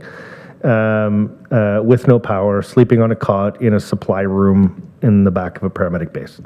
Those are big asks. I can say, again, our friends in Public Works stepped up based on the request to provide wood chipper and other devices to be able to support some of the clearing of roads to be able to maintain access into individuals. And then also, the Eastern Ontario Regional Network is a good example. I reached out to Mayor Murphy, asked for a contact, and EORN was able to work with Bell and Rogers to get them to share the existing tower network that was being stood up, so that we weren't waiting to have to use Bell technology on Bell towers, where they were able to instigate a conversation to say, Rogers, you need to let Bell use your towers as well, and here are some of the reasons why, and they were very good and very responsive to help out. So I think, this is a very complex situation. The solutions are not always evident, but by reaching out to some of the experts, such as EORN, we were able to improve the situation slightly. And I'm sure the person looking at their phone saying, oh, my phone works now, was grateful for that, but to understand what it took between two titans in the communication industry to get them to collaborate at that level might not have been quite as evident. So big thank you to Jennifer and the EORN for making that happen. Thank you, Mr. Kelly. Oh, okay, thank you. I think, though, that the chief raises a very significant point. So the power outage, I think, is probably what most of us consider as being the particular hierarchy of need. But as I understand, the communications were knocked out. The dispatch system for the paramedics, the cellular service was down, the landlines were down. There was no means of communicating. I think in the technological age that we live in now, if there was not an ice storm that did so much damage to roadways and to the power network itself, losing all of the communications in a community would be an emergency unto itself. So this was a cascading and catastrophic emergency. Not only did all of those involved, and with the participation of our paramedics, we certainly were participating in the recovery as well, but having to set up from scratch a system to provide for communications, as the chief was explaining earlier today, the VTAC teams and the community paramedics were instrumental in going out into the community. But I'd said to them, well, what were the people doing that would normally have phoned 911 to get an ambulance? and was unavailable. So that is a gap. So this was writ much larger than what we would think of as being the catastrophic element of the loss of the power for several days. But the loss of the communication, the utter loss of the communication system was incredible. You wanted to speak to that, Chief? From the perspective of a public service announcement, actually, if I could, Mr. Chair, and that is because we've had some critical Bell fiber line cuts over the years, and we've been at this long enough, and I'm sure many of you remember at different times, whether it's a construction crew or a storm, we've had our own version of catastrophic failure here, usually communications and not power, but typically not power and communications like we saw in 1988, 1999. But the public service, as based on our suggestion, was replicated by these communities, and that is when there is a catastrophic failure or there's an inability to be able to access 911, we automatically staff up all of our paramedic bases as public reporting points for the community. So if you live in Eganville and you can't get a hold of 911, our stance is that we will staff the base preferentially so that there is a paramedic there at all times and responding crews so that the public can go to those locations. And those are not the continuity of operations plans from these communities prior to this event, but I can assure you that will be one of the things that they will be implementing, because we were able to support Haliburton in doing that. And in fact, paramedics from York Region came to provide that function at the base stations while we were out doing vulnerable sector checks. And the Haliburton paramedics themselves were available for emergency response based upon what we found in the field. All of our communication at one time was over our little Garmin InReach devices that our Sierra teams have. We were then able to layer in Starlink to be able to get messages out further. So just a bit of public service reminder for people that should this occur in our community, we will get on CBC and Heritage Radio and MyFM and the others, but a good reminder to go directly to a base and we can then connect you to care, whether that's the paramedics, police, or fire, because we have back channel communications. And Councillor Weir, please. Thank you, and through you, Chair, to Chief Nolan. I'm just wondering, do our paramedics have access to emergency satellite phones? Chief? Yeah, thank you, Mr. Chair. We do have satellite phones internal to our department, and they were deployed as part of this exercise, or deployment. The Ministry of Health was requested to provide satellite phones because each dispatch center previously had satellite phones. Those were not readily available. However, within about 24 hours, they were able to gather up about 30 satellite phones. We also I had asked Deputy Chief Grenier to drive to the Ottawa Paramedic Service to get their handheld portable radios. So he drove to Ottawa, picked those up. We got them then on one of our shuttles into Haliburton, and we're able to deploy those. So we do have satellite InReach communications. We now have Starlink communications. We had one device prior. Craig was very helpful to give quick authorization to be able to move those forward. IT worked with us to be able to get those in the field. And at one time, we were set up to support the hospital for telestroke functions using our devices. And that, recognizing their hospital was running at about 160% capacity after the 24 hours had elapsed in this event. We then had our staff go in and assist in staffing the emergency department like we do in Pembroke and in Arnprior here currently. So there were a number of modalities that had to roll up quickly, and really what we did was what we do here, there, and Chief Slatter and his team in Haliburton were absolutely phenomenal to work with, and Craig was in regular contact with their CAO as well. Thank you, Chief. Just before we move on to item 4, I think that the other element here is consistent also, or in the same vein as Warden you were suggesting with your conversation with the Minister of Health. I think that the demonstration of what community paramedics, Sierra team, and the drone team can do is probably going to lead to the development of a standard operating procedure manual that can be transportable to other paramedic systems. I think it is very forward-looking, all of these initiatives that we have undertaken here in the county, and I cannot imagine that they will not be taken up in a large fashion right across the province. Moving on then to item number 4, the Health and Safety Excellence System. Councillor Purcell, please. Thank you, Chair. I just wanted to commend the Director of Emergency Services in regards to, his support for the Health and Safety Excellence System. Just looking at the business profile for the corporation of the County of Renfrew Paramedic Services, and this is through the WSIB, looking at the number of lost time injuries, back in 2019, 2020, compared to 2024, significant reduction in terms of lost time injury rate. So I want to commend your department in terms of reducing those rates and reducing the costs associated with benefit payouts. So I think in 2024 there were 6 lost time injuries and 15 non-lost time injuries. So the lost time injuries are the ones that really cost the organization significant dollars. So that being said, it seems like the disability management program seems to be really, really working well. So that's one of the things I was looking at, and also the injury days lost time per year. It's a significant reduction in 2024 from 400 and 800 days to 63 days. So whatever you're doing is working, and I think just continue to monitor the these stats, and these stats tell a story as well.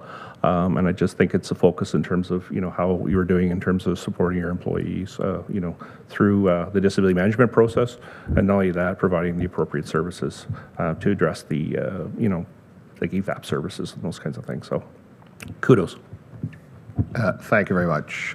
Anything further on item 4, please?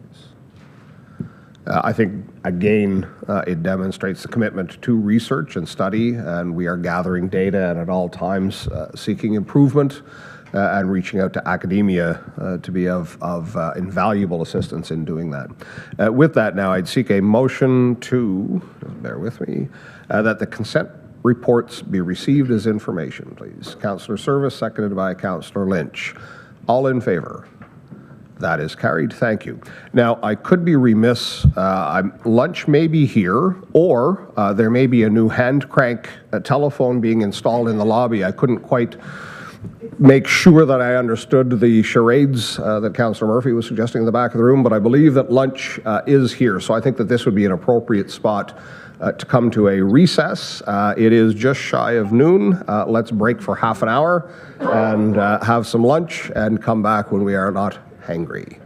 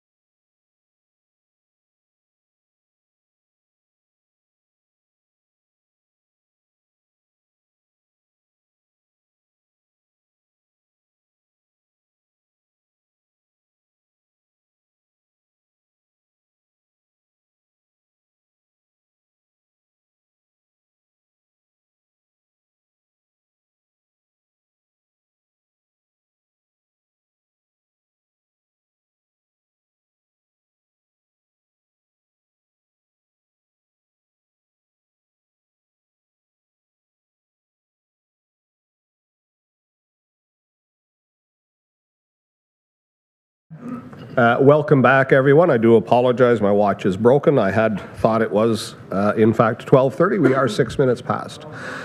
With that, we are going to pick up where we left off, which was at discussion reports. I will invite, just hang on one second, I'm getting to that page. Mr. Blackmore, I'm just finding the page. Beginning on page 25, you will find the discussion report for long-term care.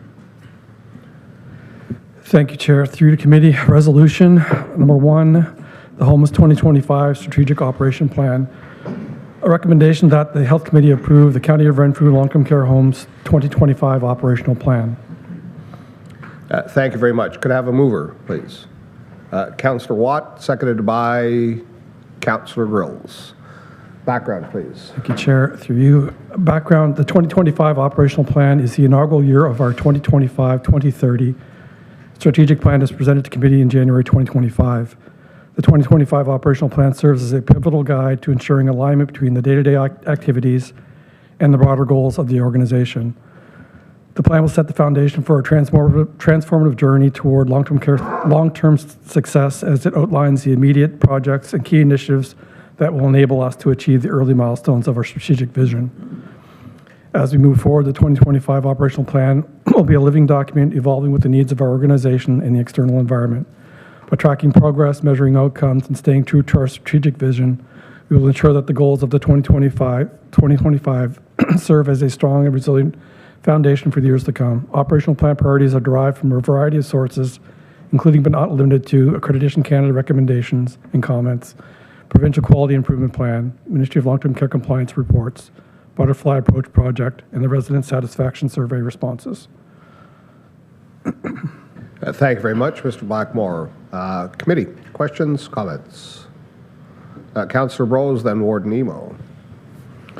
Thank you, Chair, and through you to Mr. Blackmore. I'm just curious on the progress that you're making with your strategic plan as far as not having to bring in agency staff. Is that still progressing, and are you having to rely on them at all, or are you making progress as far as finding full-time staff?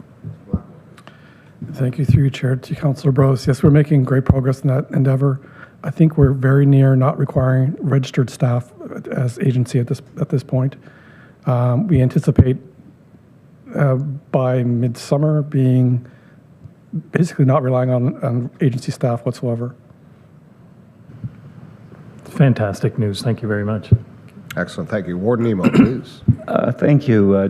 Two questions. The first one is I note expanding Wi-Fi capacity, and you're going to have a two-tiered resident plan. So I'm curious about that. Thank you. Mr. Blackmore, please. Thank you, Chair. Essentially what we're looking at there is well, just that, expanding our Wi-Fi overall initially, given that so many of the things that we do in the home are dependent on our Wi-Fi, our charting, our meetings, Zoom, things of that nature. And now, initially and presently, but we're getting ever increasing number of residents that are coming in with smart TVs and things of that nature, eating up quite a bit of our broadband. And it's manageable at the moment, but we anticipate that it may become problematic with the increase in numbers of residents relying on smart television. So not unusual for a long-term care home to offer internet service at a fee. We've been providing it for free up till now. So this is something we're exploring. Okay, thank you. I'll be honest with you, 10 years ago, I certainly wouldn't have put my finger on that being an issue, Wi-Fi in long-term care homes. And the other thing is what you highlight is a rounding document. Can you explain to us what a rounding document is, please? Certainly, through you, Chair. So the rounding document, it's a mechanism that takes the place of the traditional performance appraisal. Some time ago, I think 5, 6, 7 years ago, I did a bit of a study with regard to just how arcane the use of performance appraisals are in a unionized environment. And anyway, we're looking for something that had a little more meaning with regard to the ability to engage our staff in a manner more along the lines of what can we do for you, and taking that feedback and actually putting into a living document, what we call the stoplight report. So we endeavor to engage every single staff member on an annual basis. Series of questions that we changed on an annual basis. I think it's about 10 questions, primarily aimed, as I said, at improving the work environment. Then we take that feedback on a departmental level and we put together a stoplight report: green light, yellow light, red light.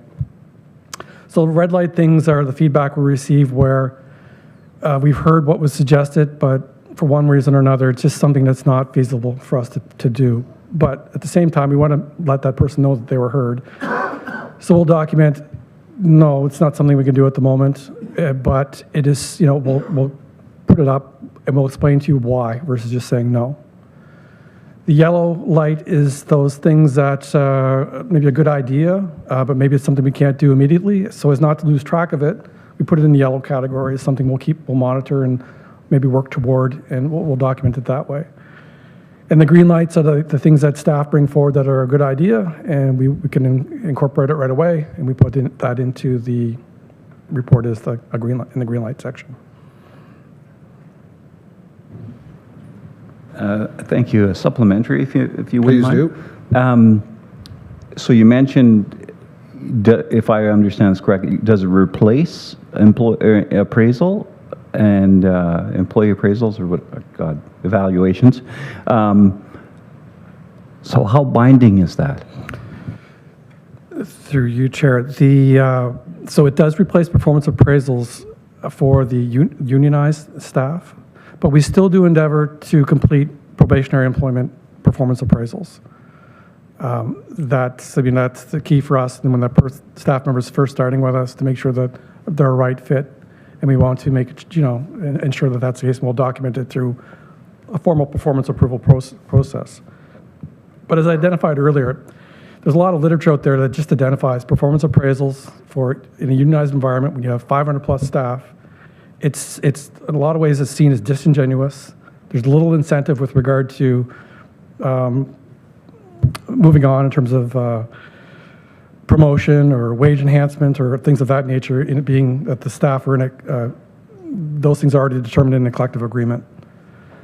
So, and as I said, this manner, the stoplight report, the rounding document, is better received by staff in general. It's not punitive. It's seen as genuine, versus sometimes the performance appraisal can be, when you're dealing with a span of scope of a couple hundred employees, it can be seen as disingenuous. Yeah. Okay, thank you. I'm not asking as a criticism, more out of curiosity. If I could too, just to add, Chair. So we do for the non-union staff, we do still engage the county performance improvement process, PAs. Thank you very much, Mr. Blackmore. Any further questions or comments? I see none. All in favor? That is carried. Thank you. Moving on to item number 2, the fire door controllers at the Manor. If you would please take us through the recommendation, Mr. Blackmore. Thank you, Chair. Resolution number 2, Bonnechere Manor Fire Door Controllers. A recommendation that the Health Committee recommends that County Council approve the capital purchases for fire door controllers from Safe and Sound, Division of Yemen Electric, Renfrew, Ontario, in the amount of $49,961.96, plus applicable taxes, to be funded from the Bonnechere Manor unallocated reserve. Thank you very much. I now seek a mover, please. Councillor Purcell, seconded by Councillor Wilmer. Background, please, Mr. Blackmore. Thank you, Chair. Background, as identified by engineers, Bonnechere Manor must replace up to 14 new power supplies with alarm control and up to 7 new replacement 2-stage pull stations. In response to an advertised request for quotation, BM 2025-02, fire door controllers, one company attended the mandatory site visit and submitted a qualifying bid as per County of Renfrew Corporate Policy GA01. Procurement of Goods and Services, Section 17.3. Staff are requesting that the quotation price of $49,961.96 plus applicable taxes from Safe and Sound Division of Yemen Electric, Renfrew, be approved. The reserve has sufficient funds due to the 2024 generator project being under budget. Thank you very much. Questions or comments? Councillor Brose. Thank you, Chair, and just through you to Mr. Blackmore. Because these fire doors are very unique in the sense that are they proprietary to the fire alarm system, or can different manufacturers have their doors programmed into the fire panel?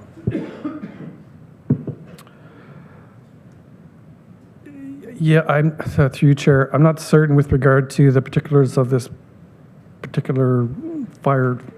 My understanding is that we're compliant with what we're choosing to purchase is compliant with the system. Thank you. Anything further? Councillor Lynch. Thank you, Chair. Did your procurement go through the canoe people?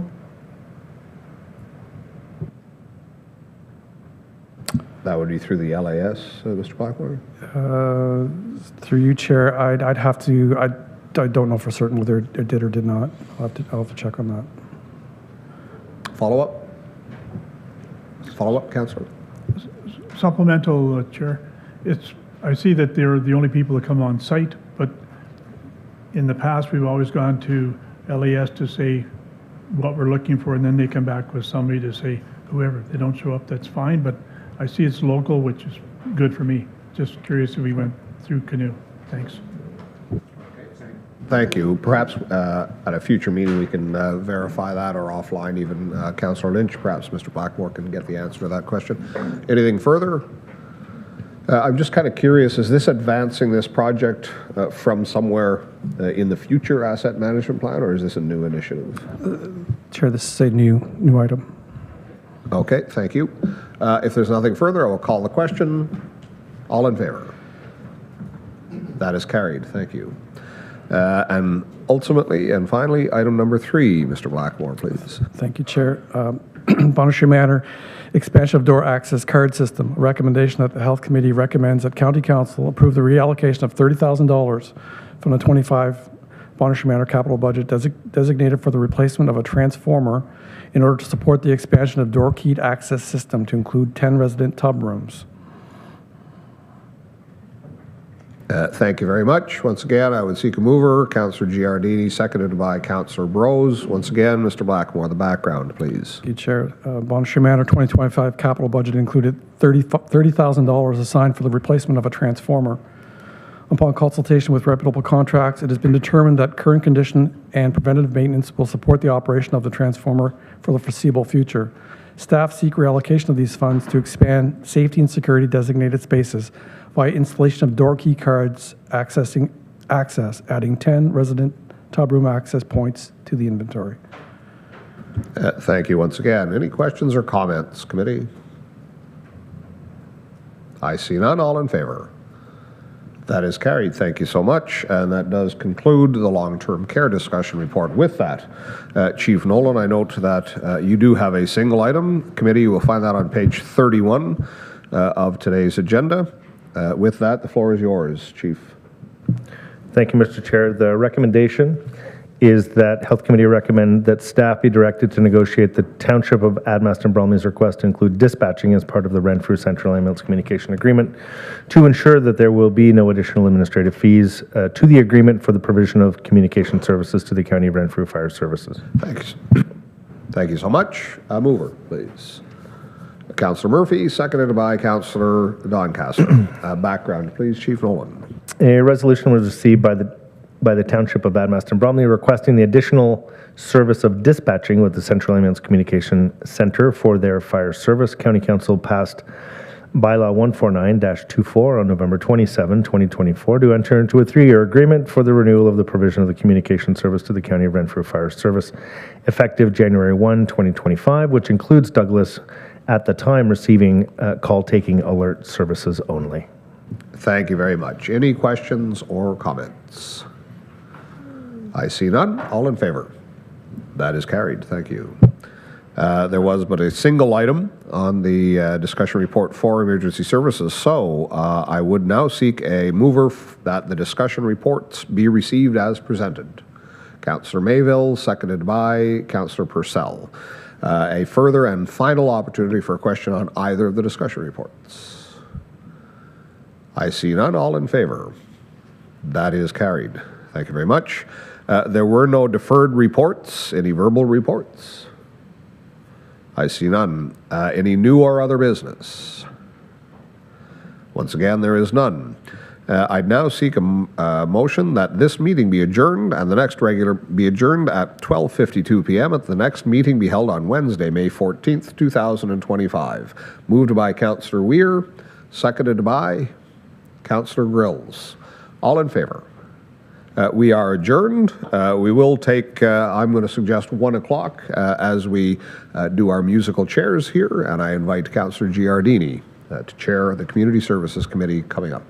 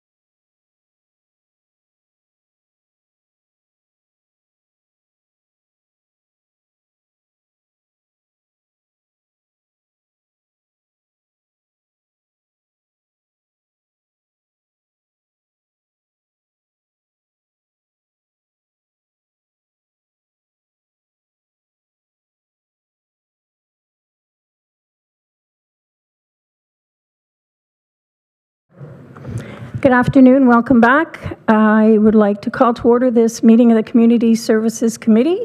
It is Wednesday, April 9th, and it is 1 o'clock. Ms. Van Starkenburg, has the roll call been taken, please? Yes, thank you, Chair, and we have quorum. Thank you. Are there any disclosures of pecuniary interest and general nature thereof? Seeing none. The adoption of minutes, I have a recommendation that the minutes of the March 12th, 2025 meeting be approved. Could I get a mover and a seconder, please? Moved by the member from Petawawa, seconded by the member from Arnprior. Are there any errors or omissions? Seeing none, all in favor? Carried. Thank you. Delegations and presentations, we have Ms. Margot Smith. She's the manager of our children's services here at the County of Renfrew, and she will give a presentation on the CWELC Directed Growth Plan. Ms. Smith, please.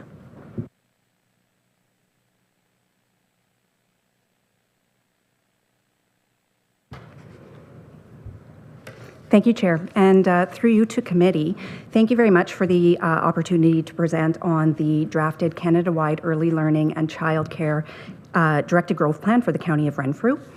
The purpose of this plan is to inform licensed childcare operators, licensed home childcare agencies, and the public, of course, about the potential and prioritization for expansion and enrollment within the Canada-wide early learning and childcare system in the County of Renfrew for the period of 2025 and 2026. As the service system manager for the childcare and early years sector, the County of Renfrew plays a crucial role in leading the implementation of the CWELC program, including the expansion of childcare spaces for children aged 0 to 5, administering funding formulas and support to licensed operators, and adhering to provincial guidelines through the Ministry of Education. So the full plan is attached within your packages, and I'm going to walk you through some of the highlights in this presentation. So the CWELC system, I just wanted to start by providing a quick review of the Canada-wide early learning and childcare system. I'm going to affectionately refer to it as CWELC throughout the presentation because it's a bit of a mouthful. This is the federal-provincial agreement that was signed in March 2022 for a 5-year period from 2022 to 2026 with the goal of lowering daily licensed childcare fees for parents for children aged 0 to 5 to an average of $10 per day by March 2026. Often the public will recognize this as the quote-unquote $10 a day childcare agreement. Currently, I can inform that the daily CWELC parent fees are at a maximum of $22 per day, and they will reduce further to that average of $10 per day by March 2026. On that note as well, I just want to remind that the CWELC system looks at children aged 0 to 5 until they turn 6 years old, and fees for children aged 6 to 12 or any licensee who operates outside of the CWELC system would remain at full parent fees depending on amounts as set by the individual operators. So the CWELC agreement looks at 5 key pillars, including lowering fees, increasing access, enhancing high-quality childcare, supporting inclusion, and enhancing data and reporting. As a main part of the agreement, Ontario has committed to supporting the creation of 86,000 new licensed childcare spaces for children under 6 by the end of the term in 2026. The County of Renfrew currently has 33 licensed childcare centres and licensed home childcare agencies, and 30 of the 33 are enrolled in the CWELC system, and 3 are not. This is a 91% enrollment.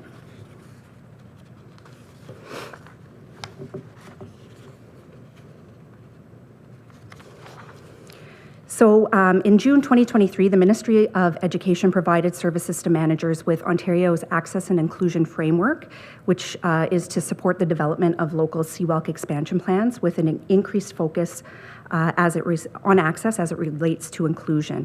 So the framework document was shared with this group in the March committee report. It details the criteria that we as service system managers we need to consider for areas of CWELC growth, including the following priority groups: low-income families, children with disabilities and those needing enhanced supports, Francophone, Indigenous, Black and other racialized children, as well as children of newcomers to Canada.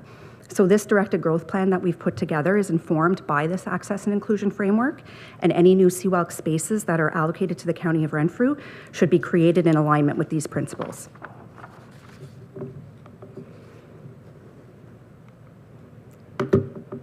Just wanted to put a slide in about auspice information. So auspice in childcare is simply defined as who owns it. So that means either not-for-profit or for-profit.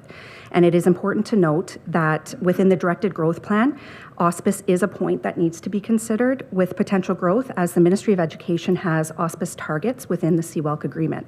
So the provincial target for not-for-profit licensed childcare spaces for children aged 0 to 5 by the end of 2026 is to reach 70% or above. That's the provincial target. The Ministry of Education has provided auspice targets for each municipality and each service system manager to either achieve or maintain in order to contribute to that overall 70% provincial target. So the County of Renfrew is currently at a ratio of 90% not-for-profit to 10% for-profit, and we have been informed that we need to stay at least at 87% not-for-profit to contribute to that provincial ratio by the end of the agreement. So the County of Renfrew growth targets. So when CWELC was first introduced in 2022, the Ministry of Education asked service system managers to focus on enrolling the existing licensees within the sector in the program, and there was an application process for that. In 2023, any new childcare expansion shifted to a directed growth approach, and here we are. So this leads to us speaking about our initial allocation of 427 spaces. This is the number and corresponding formula that, or corresponding funding, sorry, that the County of Renfrew was given for growth over the course of the CWELC agreement. The existing licensees who enrolled in 2022 were not counted in this number at all. This was all for new school-based and community-based spaces between 2022 and 2026. There were numerous pre-approved school builds and expansions that were already planned and in progress ahead of the CWELC agreement even coming into place in 2022 in the county. So as a result, our growth plan was largely predetermined for us when this all came into effect.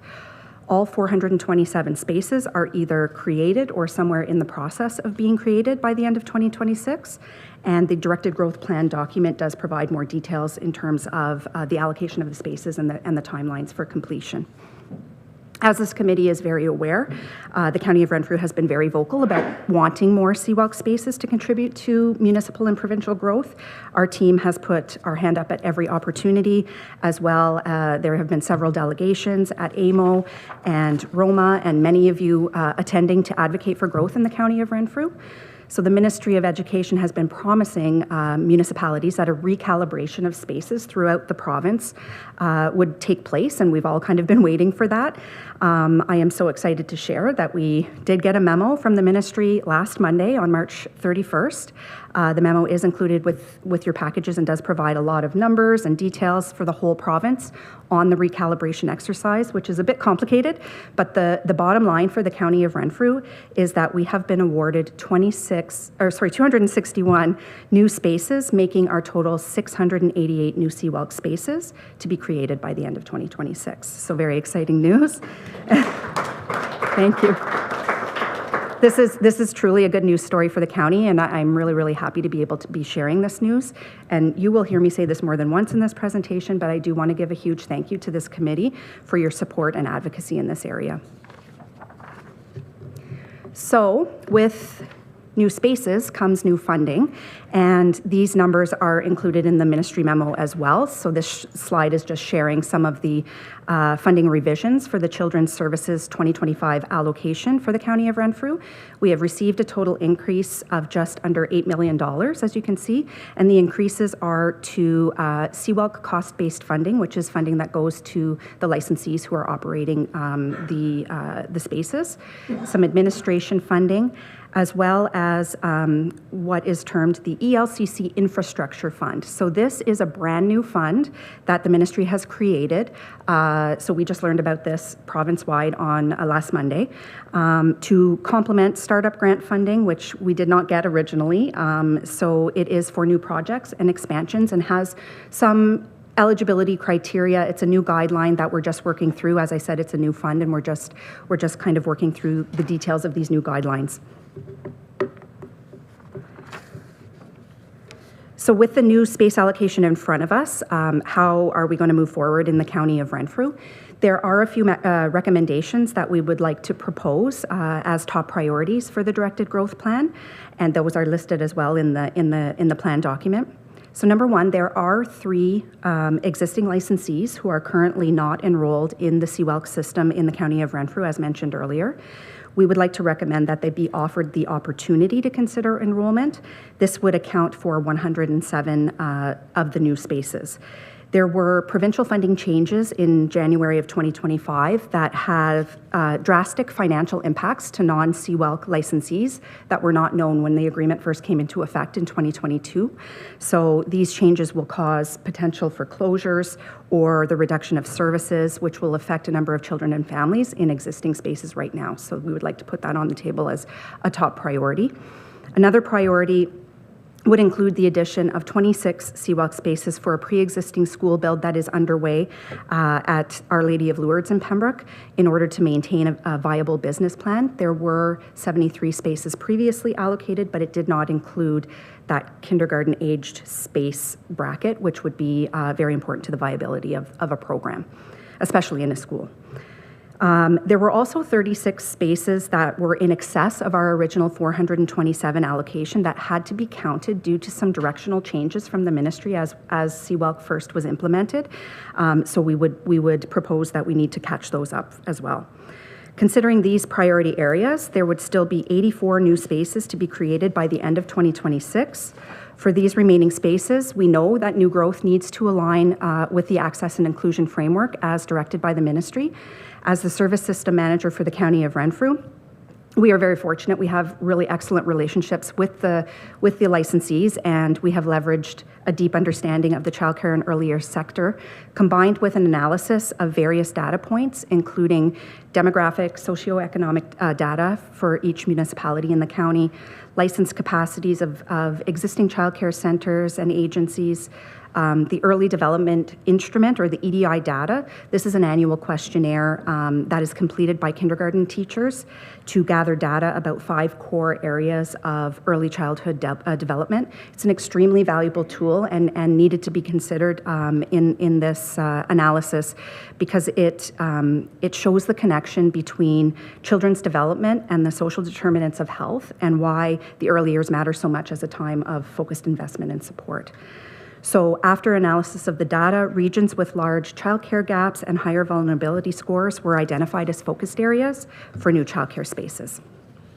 The next few slides that I have are showing some of the data that we pulled from for the analysis, and they are all included within the plan as well. This slide is showing the number of children 0 to 5 per municipality versus the number of childcare spaces for children 0 to 5, as well as some information on waitlist data for children 0 to 5. Just a note on waitlists in the County of Renfrew, as has been mentioned before, they're only going to show in municipalities who currently have licensed centers or homes. And so we need to recognize that these numbers are quite large because at this time there's not a centralized wait list. Some of the families would be duplicated because they would be on more than one wait list. I think the bottom line shows that there is a definite need, right? The next slide, this one's a bit convoluted, and in the plan, they are broken out by individual populations, but it's just showing percentages for several of the criteria for vulnerable populations within the access and inclusion framework. Slide number 9 is about that EDI data and showing where children by municipality who were found to be vulnerable on one or more EDI domain.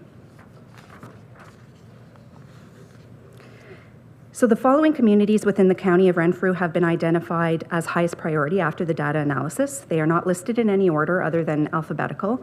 I do want to strongly recognize and that we are very, very aware that each and every municipality in the County of Renfrew meets some of the criteria or a combination of criteria that are defined in the Access and Inclusion Framework. The priority neighborhoods that are listed are to be used as a starting point for new and existing licensees when considering location for childcare expansion.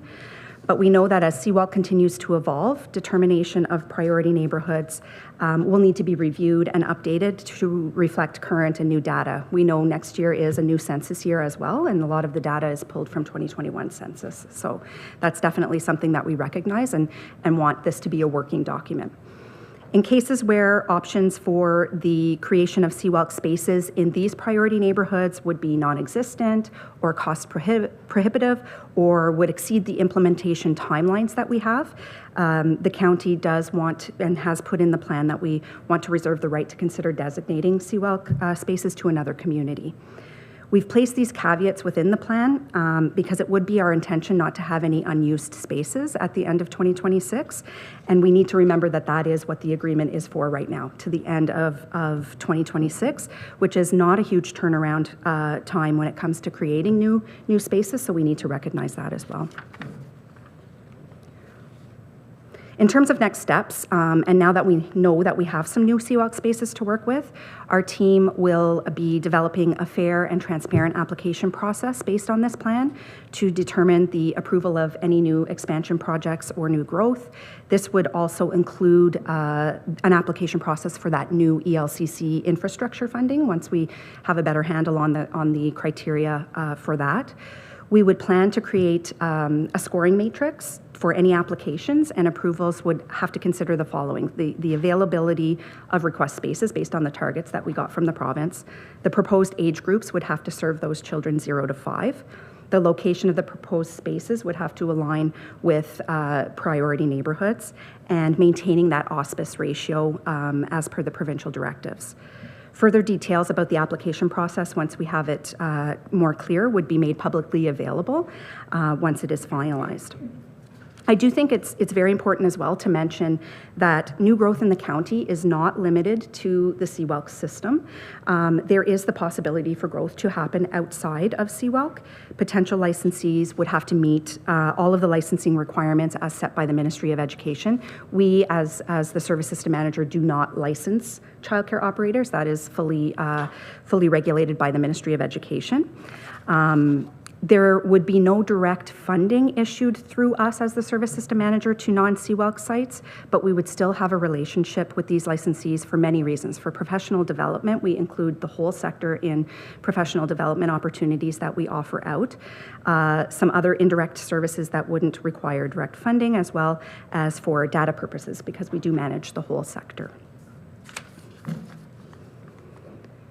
This last slide is just added to give you a bit of a sneak peek at the resolution that Chair Giardini and Director Patrick will be asking you to consider with respect to this plan. So I will leave that to be addressed in the proper format within the meeting.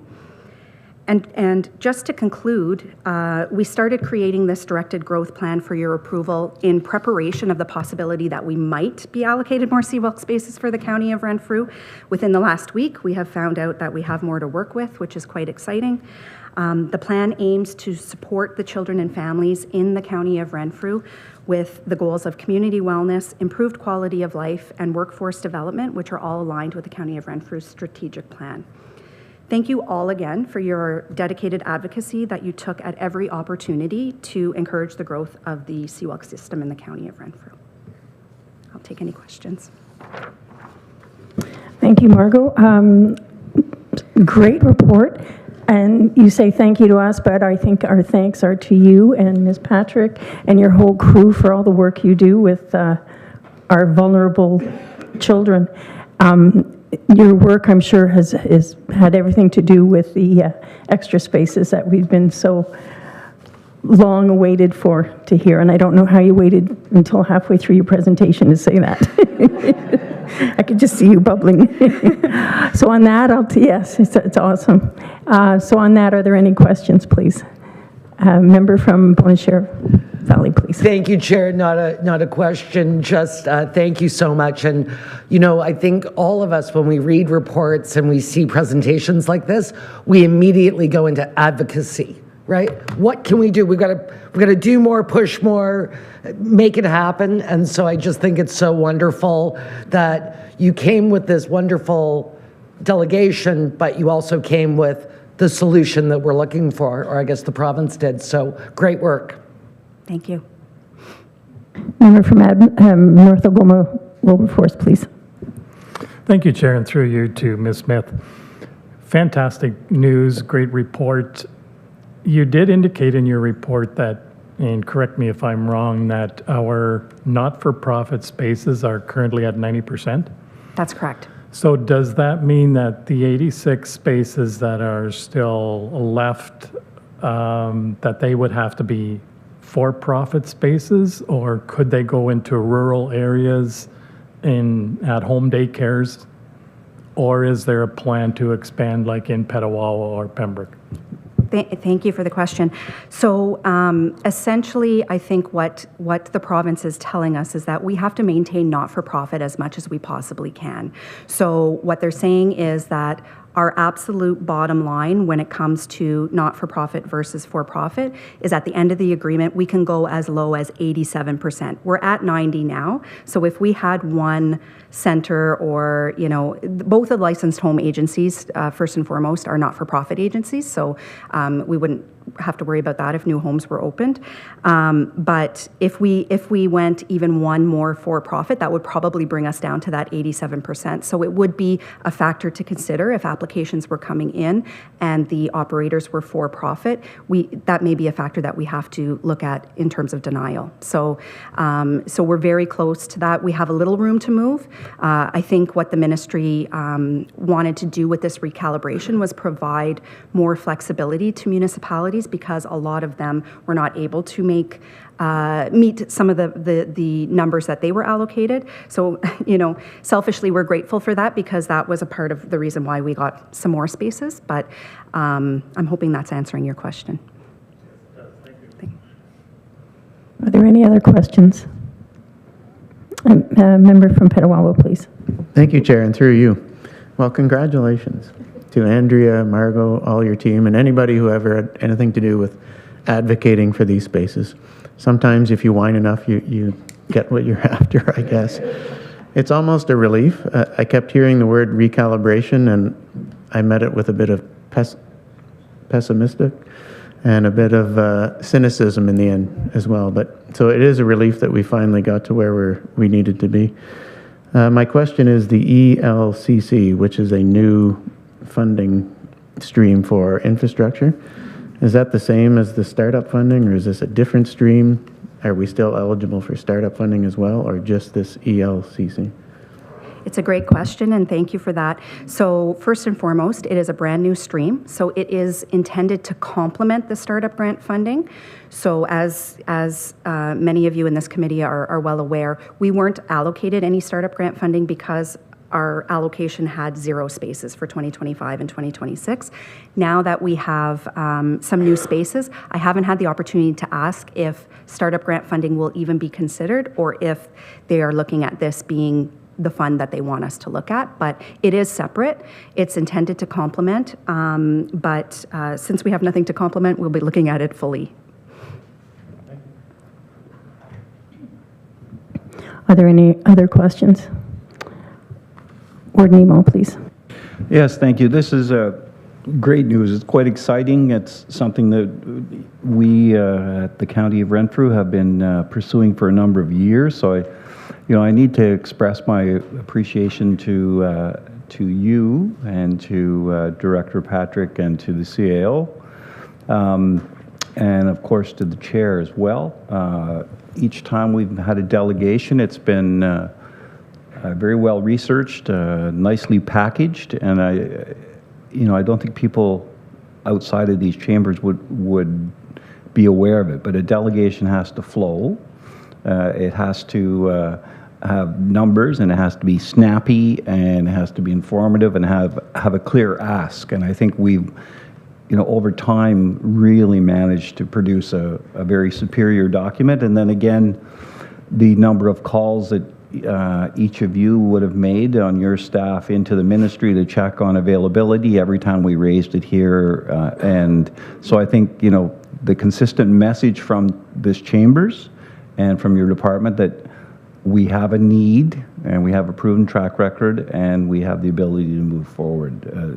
Has been the key to success. So I think, congratulations again to you, to your department, to Director Patrick, and to the CIO. You've done a marvelous job in preparing myself and the chair whenever we've had to make a presentation. So thank you. I will second that for sure.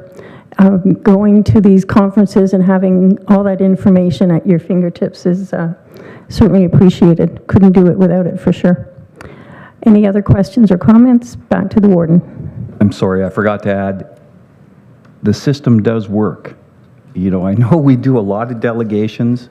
We make a lot of calls. We send a lot of emails. We send a lot of texts and try and move things along. So it is reassuring when we do have success that, the effort is not just thrown into a dark hole.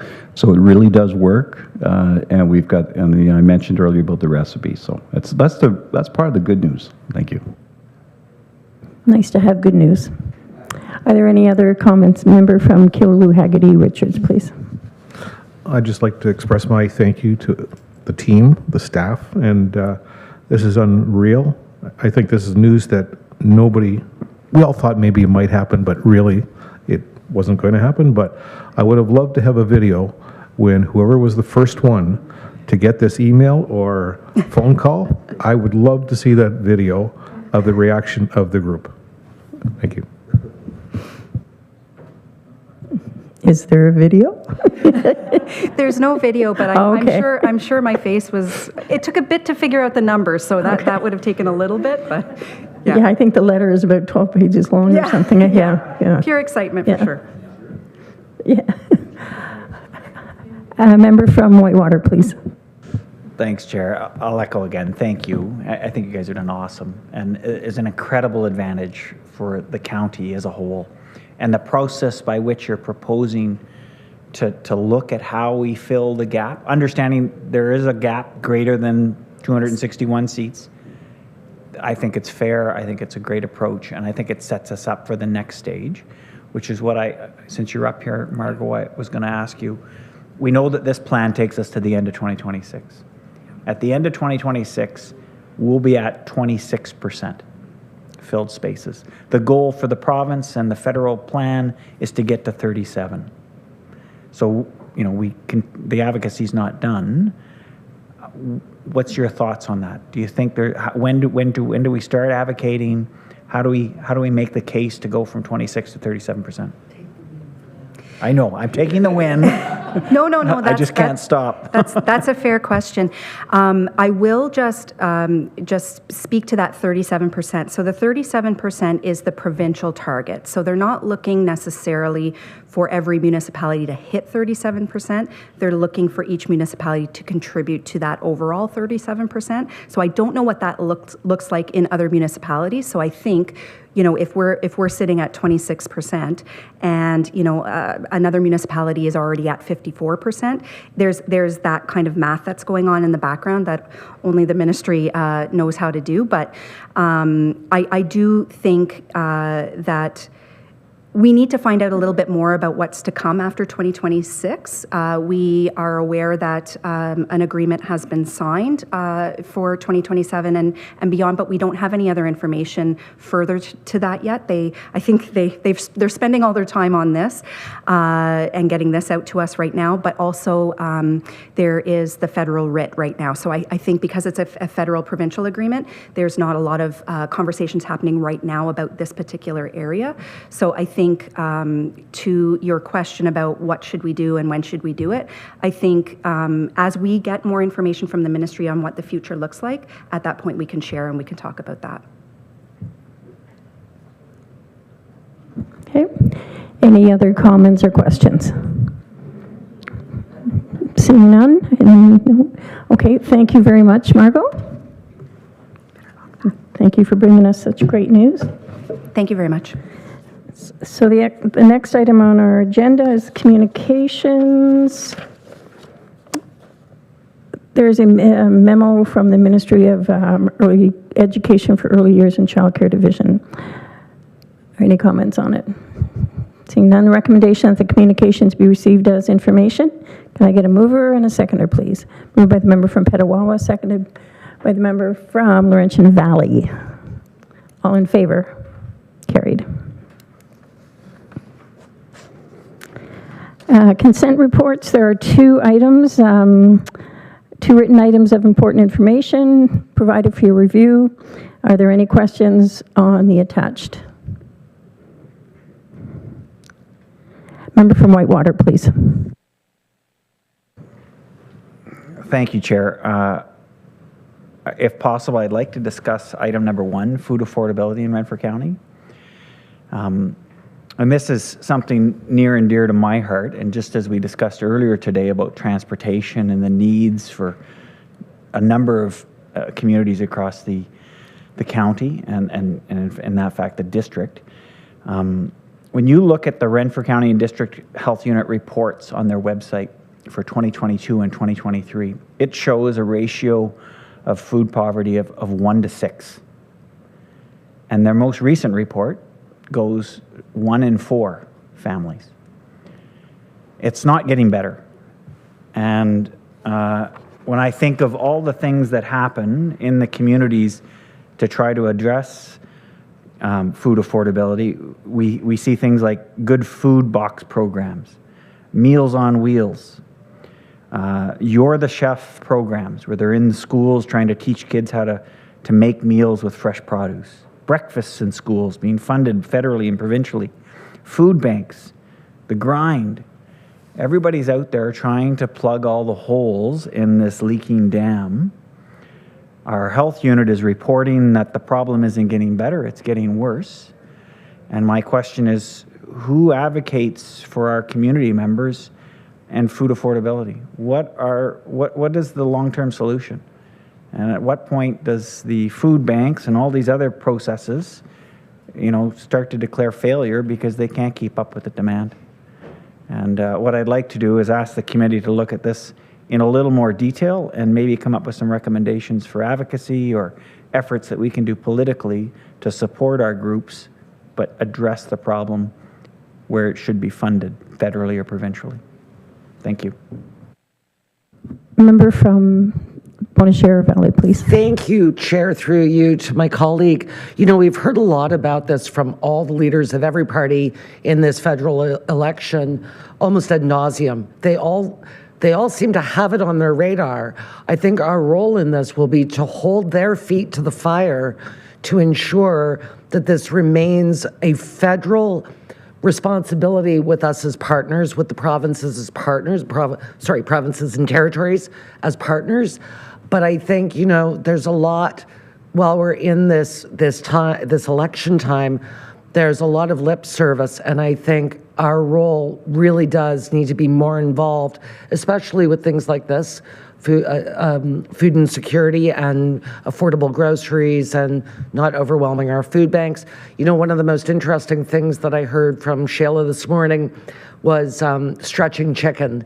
Instead of buying, I'm getting a lot of nods there, instead of just buying 2 chicken breasts, you buy a whole chicken that's almost half the price of 2 chicken breasts, and you carve it up yourself, and you've got loads of meals. So I think that there are some really innovative things that we can do in partnership with people like CPAN and our CDHU. But I really do think that we need to make sure that our leaders, no matter who the MP is, no matter who the Prime Minister is, that we're actively involved in making sure that they stick to their promises, because right now they're all talking about it. Thank you. Thank you. Ms. Patrick, please. Thank you, Chair, and through you.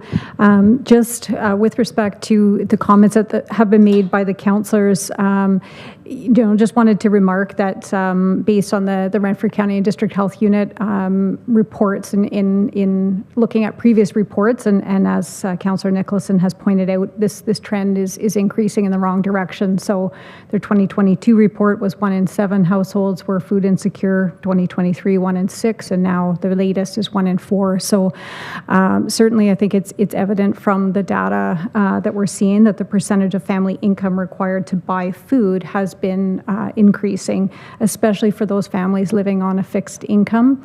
And certainly, like in terms of the advocacy, this committee and council has been very much engaged in many aspects. Certainly in my department, we see one of the big challenges and pressures for the clientele that we're supporting is around the social assistance rates, Ontario Works rates that have been frozen since 2018. And with costs of food escalating, so lots of pressures on the system and our partners that are struggling to keep up with food bank and food supports. So certainly something that we're seeing. We have requested some delegations in the past about the social assistance rates.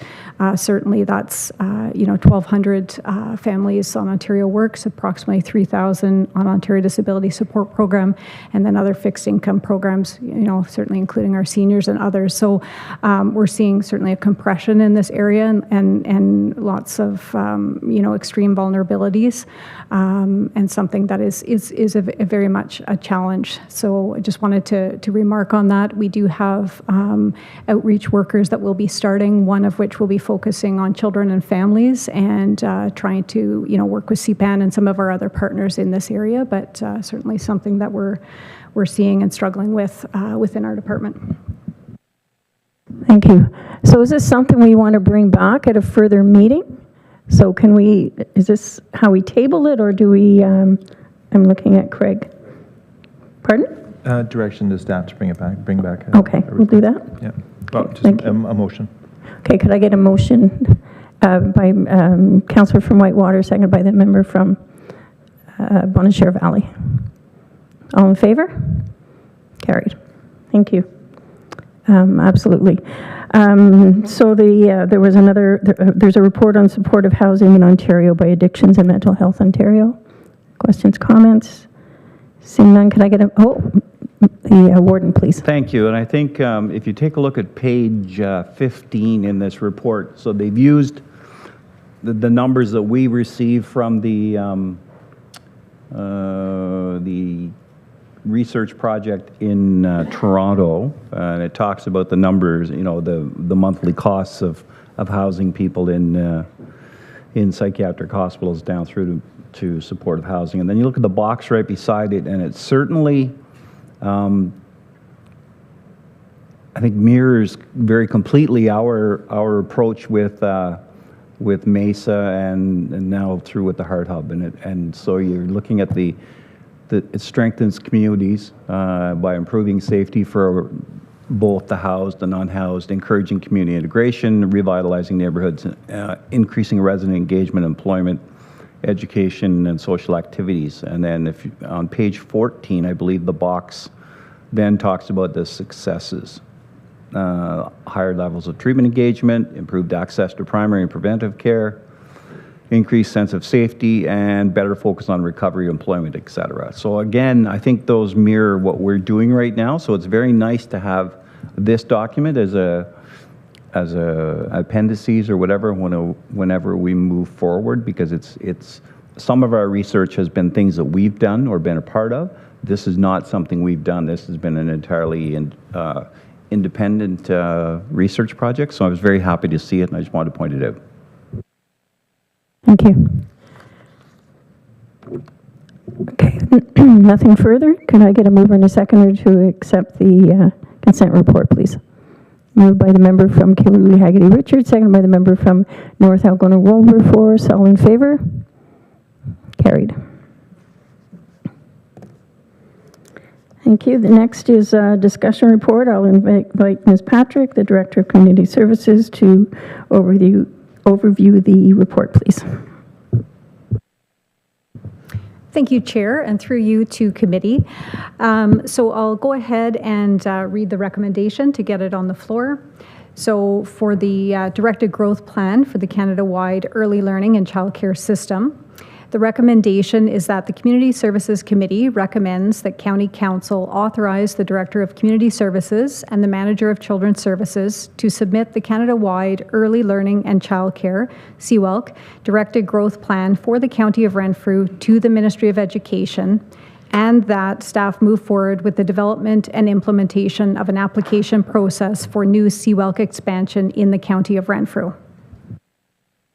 Could I get a mover and a seconder, please? Moved by the member from Head Clare Mariah, seconded by the member from Laurentian Valley. Any discussion? We heard Margot's report. I think we've discussed this, but are there any other questions or comments on this? Seeing none, all in favor? Carried. Thank you.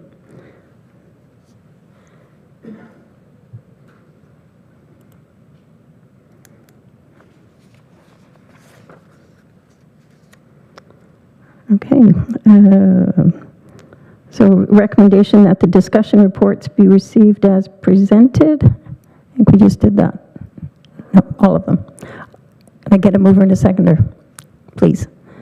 The member from North Algona Wilberforce, seconded by the member from Whitewater. All in favor? Carried. Okay, there are no deferred reports. No verbal reports. There's nothing for a closed session. No new or other business. I will adjourn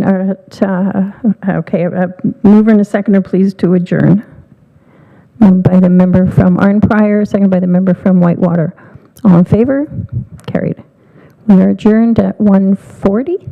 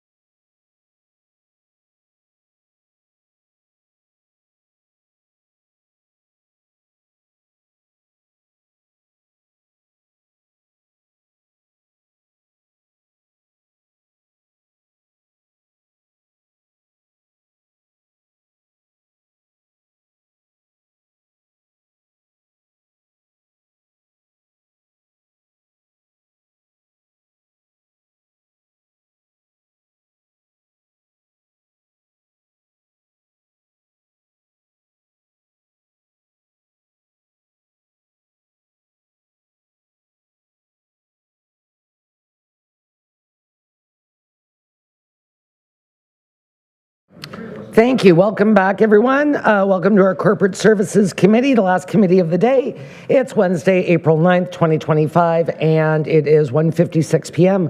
I'm calling this meeting to order. Connie, has roll call been taken?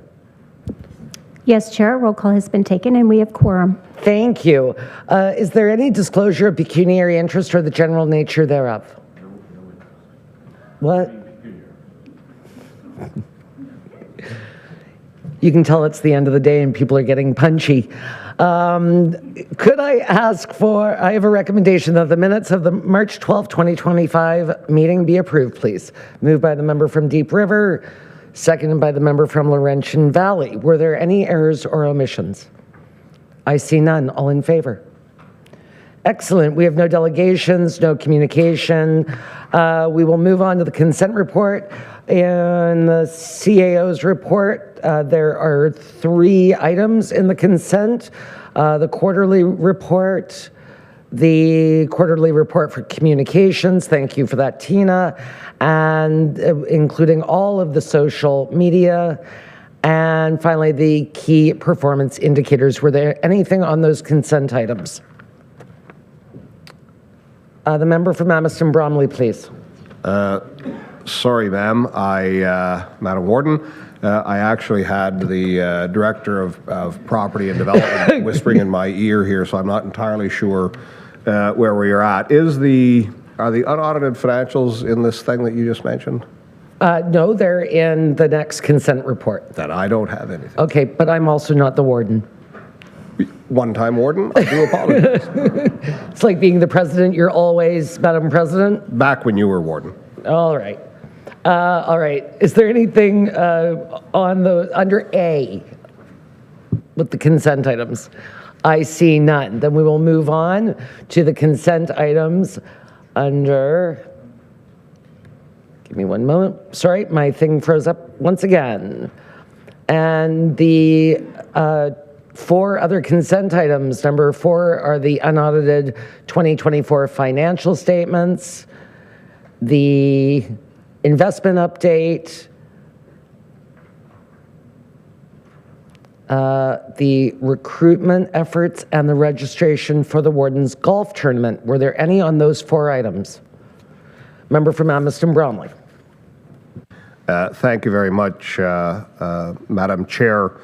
This is beginning with item number 4, I believe it is. Yes, the unaudited financial statements. Just wanted to note, and I had apprised Mr. Burke that in fact he, I think, won the wager, though I don't recall what it was. I know that the number is in between, but I think he is closer. If this was the Price is Right, I think he would win the grand prize.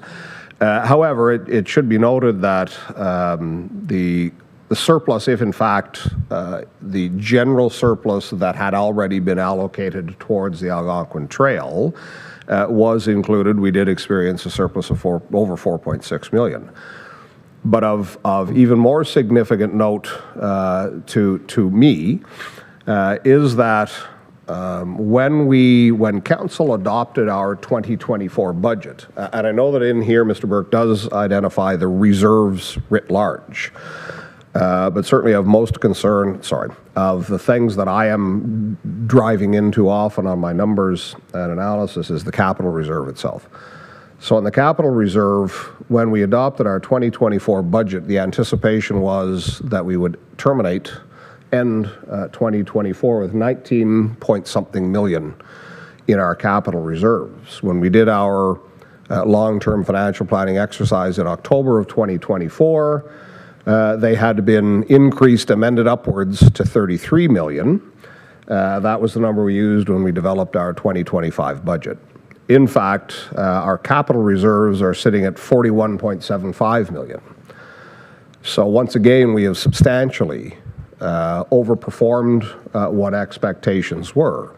If one goes all the way back to the adoption of the budget, and I'm sure everyone in the room remembers how agonizing it was and wrenching to arrive at our budget for the 2024 year. And of course, if you go back even a year sooner, the expectation was that if we continued on the path we were on, our capital reserves were going to be drained completely this year, 2025.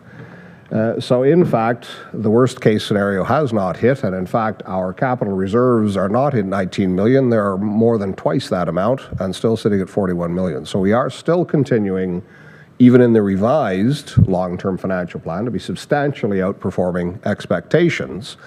There was a chart that you may recall from the development of the long-term financial plan, wherein it was showing that I think in an out year, 2031 perhaps, we were going to sink to $390,000, I think we were going to bottom out on our capital reserves.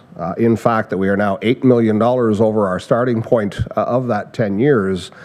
You can rest assured that if all things continue as laid out, we're now going to be $8,300,000 at the bottom point, and even that, I think, is probably less grounded in reality than something at least on the order of twice that.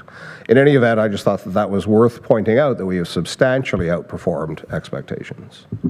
Thank you for that. What was the bet between you and Daniel? I can't recall. He'll have to look it up. All right. Yes, member from Deep River. I think the bet was that the Operations Committee can probably spend the excess money. I second that emotion.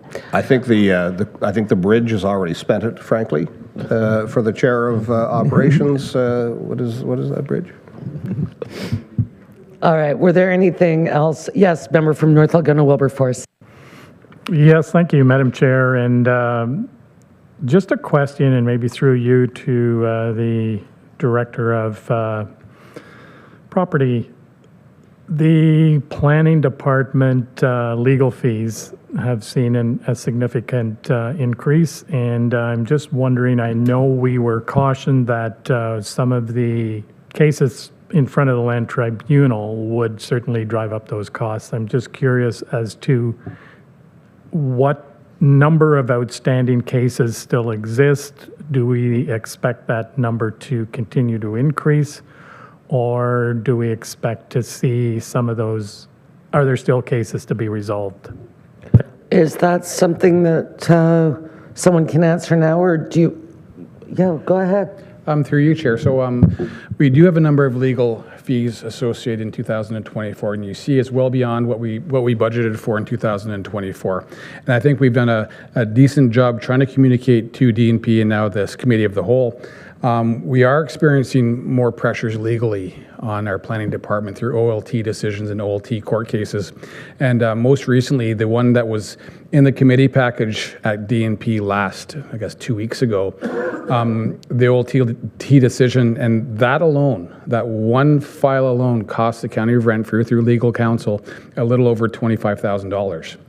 So these are the things that are coming forward more and more regularly. Currently, we only have one on file, and that's a discussion between Greater Madawaska and McNabb Braeside, but we are expecting more. Talking to the manager of planning services, he sees on the horizon 2 or 3 in 2025 that will probably go to court cases. So hopefully that answers the question. Thank you for that. Member from Deep River. Just a question around that. So if a planning decision is made or not, and the proponent, the developer, takes it to the Land Tribunal, is that whatever it's called now? Yeah. That's what's costing us the money. Do we have to defend that? Back over to you, Jason. Yeah, thank you. So, yes, we do. We have to defend the discussion, the processes and the policies in place, so that we have to defend those when and where necessary. Even at the recent OLT decision that we talked about, it came to Land Division Committee for direction, ensuring that we're doing the right thing. So at the Land Division Committee, directed staff to engage legal counsel to this review. So typically that's what we do. And we always try to mediate this first. It's not a matter of just going to the legal counsel and doing this. We always want to try a mediated effort and mediated solution. So again, legal is the very last resort at staff level. Just for clarification, you mean mediate as in negotiate internally as opposed to sending it to a mediator? Both internally and through the mediation through legal counsel. Okay, thank you. Member from Whitewater, please. Thanks, Chair. I think there's also been the province has made the effort to try to decrease the number of organizations that can make a a bid to the tribunal. So you pretty much can only be an applicant or a government organization. So gone are the days where anybody from the member of the public could do it, which would cost a lot of money. Yes. Anything further? Yes, member from Edmundston Bromley. Thank you. Just one question, Madam Chair. I just perhaps through you to Mr. Burke. I'm a little bit confused on the middle of page 20, wherein there is, and I do. First off, I should express a great deal of gratitude. There is a lot more comprehensive actual written report from a departmental perspective on variances, and I much appreciate that. It is much more illuminating than we had seen in past years. With respect to health, you'll note in the 911 program, particular to Mesa, it says Mesa staff costs were under budget by $840,000. And again, it explains because it was for a full year, but it was a little bit perhaps slower getting ramped up. But then on the next page, page 21, just immediately above the chart, there's a line that says Mesa reserves are below expected balances. So I'm just seeking clarity because I know that when we stood up Mesa, the Heart Hub, the SUAP, was outstanding. We had no information with respect to that. So we had funded through a variety of reserve accounts, one of which I believe was, cannabis. So we had expected to fund this out of reserves. We actually had expended less than we thought we would. So how would the Mesa reserves be below the expected balances? Daniel, do you want to take this? I just want to, just before you do, you must be working off a PDF, correct? Because you've got page numbers.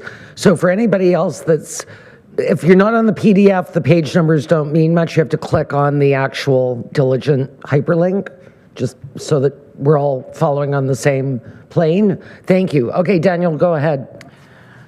Thank you, Madam Chair, and good afternoon, committee. So the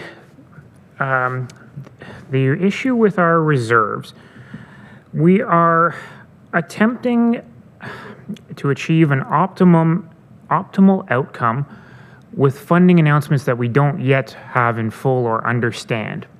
So one of those items that we have premised our unaudited financial statements on is that the construction efforts for the transitional housing in Carrefour are funded from reserves rather than from the original premise, which was HPP funding. That is not certain. That is an estimate at this time, under the hope that we can use our Heart Hub funding capital startup to actually pay for those, and we won't need our reserves at all. We will replenish those reserves. And then that we will be able to use our HPP funding for the hotel stays that are currently being incurred. That is an optimum path, but not certain that we can do that. Again, we don't have the details of our Heart Hub funding, but we have budgeted ourselves in such a way as to, or we have done our unaudited financial statements in such a way as to presume that that is the achievable path. I hope that answers your question, but we are overdrawing our reserves because of our transitional housing construction costs is what's in there that's making up that difference. Supplementary. Thank you. So there is the chart on this page that I'm talking about just ahead of item number 5, the investment update. And I know that when we set Mesa up, we were running out in front. Our community needed this at the time, and it has been spectacularly successful that we now have a roof over everyone's head in the county of Renfrew of one sort or another. They have that access. So I know that we had budgeted to draw on reserves for that. So is it correct that we have drawn more from these reserves than we had anticipated when we first approved setting up what has become Mesa? Through you, Madam Chair. We haven't drawn more than the original assumption, which was to use all of these reserves for as long as they would last. We have drawn more than we presumed the starting balance to be when we did our 2025 budget. We thought we would be further ahead at that budget cycle than we actually are now. Okay, I'm getting it, but it is a little bit complex. Sorry, I think I'm now picking up what you're putting down too. Yeah. So we did not overdraw these from the very original plan, but pending what has ensued and transpired subsequent to the initial funding and the initial creation and standing up of MESA, there was an expectation of alternative funding that may become available. And when that funding became available, we have not yet been able to utilize or figured out how to, or there is not enough guidance been provided for us to calculate what that would be. And pending on the ensuing funding that we do believe that we can access, right now we are in a deficit from expectation. Through you, Madam Chair, Daniel, that's correct. From our expectation in January of this year. Yes. Okay. Yeah, I think I'm getting it now. All right. Anything further on these 4 items? Member from Amiston Bromley. This is on the investment update, Madam Chair. I'm just, and in following this, I noted that, so there was a discussion, I think that the investment update typically would happen in March, and that's fine, but in March of last year, I know that there was a discussion, I initiated it, that we likely were at peak of Bank of Canada interest rate, prime rate, that it was likely to diminish. I know when I initiated that conversation in 2023, Mr. Foss advised that, in fact, our Renfrew and Area Administrators Group interest was paying more than any of our GICs. But last year, it was the expectation that over the course of 2024, we were likely to see a diminishment of the interest. So in this, as I'm reviewing it, so the top 4 lines on a chart, and again, I won't give the page, but this is with respect to our various GIC holdings. So the top 4 were all redeemed. 3 of those were individually in the amount of $3 million or $1 million, in aggregate $3 million. But those were all 5-year GICs. So I'm kind of curious. Those 4 have now been replaced by 7, and I think only 2 of them perhaps are 5-year, and in aggregate, the 5-year are now half as much. There is only $1.5 million in 5-year certificates. So I'm kind of curious why we wouldn't have had more on a longer term, given that what we had anticipated a year ago has actually come to pass. Now, we have the good fortune of an American president who seems determined to upend the global economy, so we may see interest rates rise once again. However, in this instance, I think that there would have been some value returned. Even I think there was, whatever I did, the $800,000 that were not returned to a 5-year would have garnered, I think, an additional $11,000. I'm just wondering if Mr. Burke can just provide some detail on what was driving the investment decisions. Absolutely. I thought that we were sort of playing the market strategically when I saw these, but Mr. Burke? Thank you, and through you, Madam Chair. The decision was made to try and equalize the dollar value coming due in any given year. So of the next 5-year ladder, there's roughly $1.2 million a year, and that's why some went into years that had less maturities, and others went out to the next new year added on to the ladder. So to try and keep that 5-year ladder an equal amount coming due in any of the 5 years. Supplementary? Thank you. So I'm kind of curious then if there were $3 million redeemed in 2024 from a 5-year investment, that it seems like the reinvestment of those is now at variance from what had existed prior to that. If those $3 million that were in 5-year term Now we have $1.5 million in 5-year term. It seems to be at odds, but perhaps I'm not fully understanding the rationale. I'm sorry, I think it's $3.5 million was redeemed in 2024.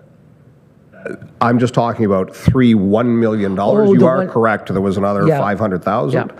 But I'm just trying to shorten it up to $1 million in aggregate were $3 million in 5-year terms, and now that is only 1.5 million. And through you, Madam Chair, so yes, I'm not sure how the original ladder ended up with some years having more maturities than others, but my goal was to balance that ladder so every 5 years, the equal amount of investments are rolling over and maturing, so to keep that 5-year ladder as an equal spread of our investments. That was my goal in picking those investments. Okay. Anything further? And anything on number 6 or number 7? Seeing none. I need a mover and a seconder to accept the reports as information, please. Moved by the member from Arnprior, seconded by the member from Laurentian Hills. All in favor? Excellent. Now we'll move on to our discussion reports, and I'll throw this over to Mr. Kelly, please. Thank you. For your one item. Yeah, great. Thank you. Thank you, Chair. So the first item is a resolution, and it's on an opportunity to participate in the Gord Downey and Channy Wenjack Fund Legacy Spaces Program. The recommendation, Chair, to get it on the floor for discussion, is that the Corporate Services Committee recommends that County Council endorse participation in the Gord Downey and Channy Wenjack Fund's Legacy Spaces Program, and that the county promote reconciliation initiatives across the organization as a meaningful expression of our why statement, which is our purpose is to cultivate a compassionate, collaborative, creative, and inclusive environment, providing our community with meaningful support and innovative solutions. Thank you. I'll ask for a mover and seconder to get it on the floor, please. Moved by the member from North Algonquin Wilberforce, seconded by the member from Deep River. A little background, please. Thank you. So committee, today I'm excited about this opportunity, actually, and one presented to us from Rick and Laura Lee Wharton, who worked at Festival Hall for years, managing and effectively being Festival Hall for a number of years. They were the thought, or the folks behind getting a legacy space program installed in the area, the county as a whole, but in the city of Pembroke particularly.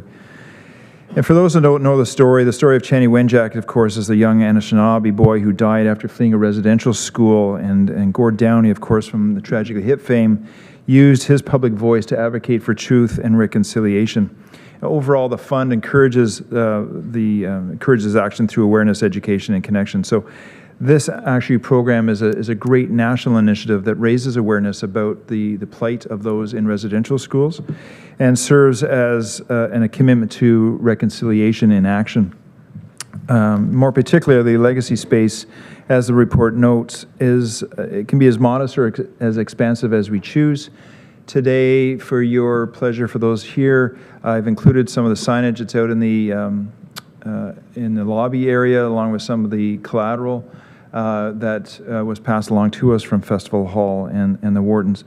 So it's really just a curated space where those entering a public space can learn more about the plight, learn more about Channy Wenjack, and learn more about how to foster an environment of collaboration, which we had hoped to do in this environment of a public building, the County of Renfrew, and this goes a long way towards that. I'm actually, again, very excited about this opportunity to promote this to our staff and to those visiting this space. Thank you so much for that. Any comments, questions? I think it's lovely. Gord Downey was an advocate for so many things, but I think that you know, as the terrible times in Indigenous culture progressed, he really was an advocate and a friend and an ally, so I think this is lovely. I'll call for the vote. All in favor? Excellent. And now I'm going to turn this over to Daniel for your 2 bylaws, please. Thank you, Madam Chair. If I can read the first recommendation. That the Corporate Services Committee recommends to County Council that a bylaw be adopted to authorize the submission of an application to the Ontario Infrastructure and Lands Corporation, OILC, for the financing. I'm going to stop you, Daniel. Sorry, just reading the wrong one. Connie's going to get you. I got all confused there, Daniel.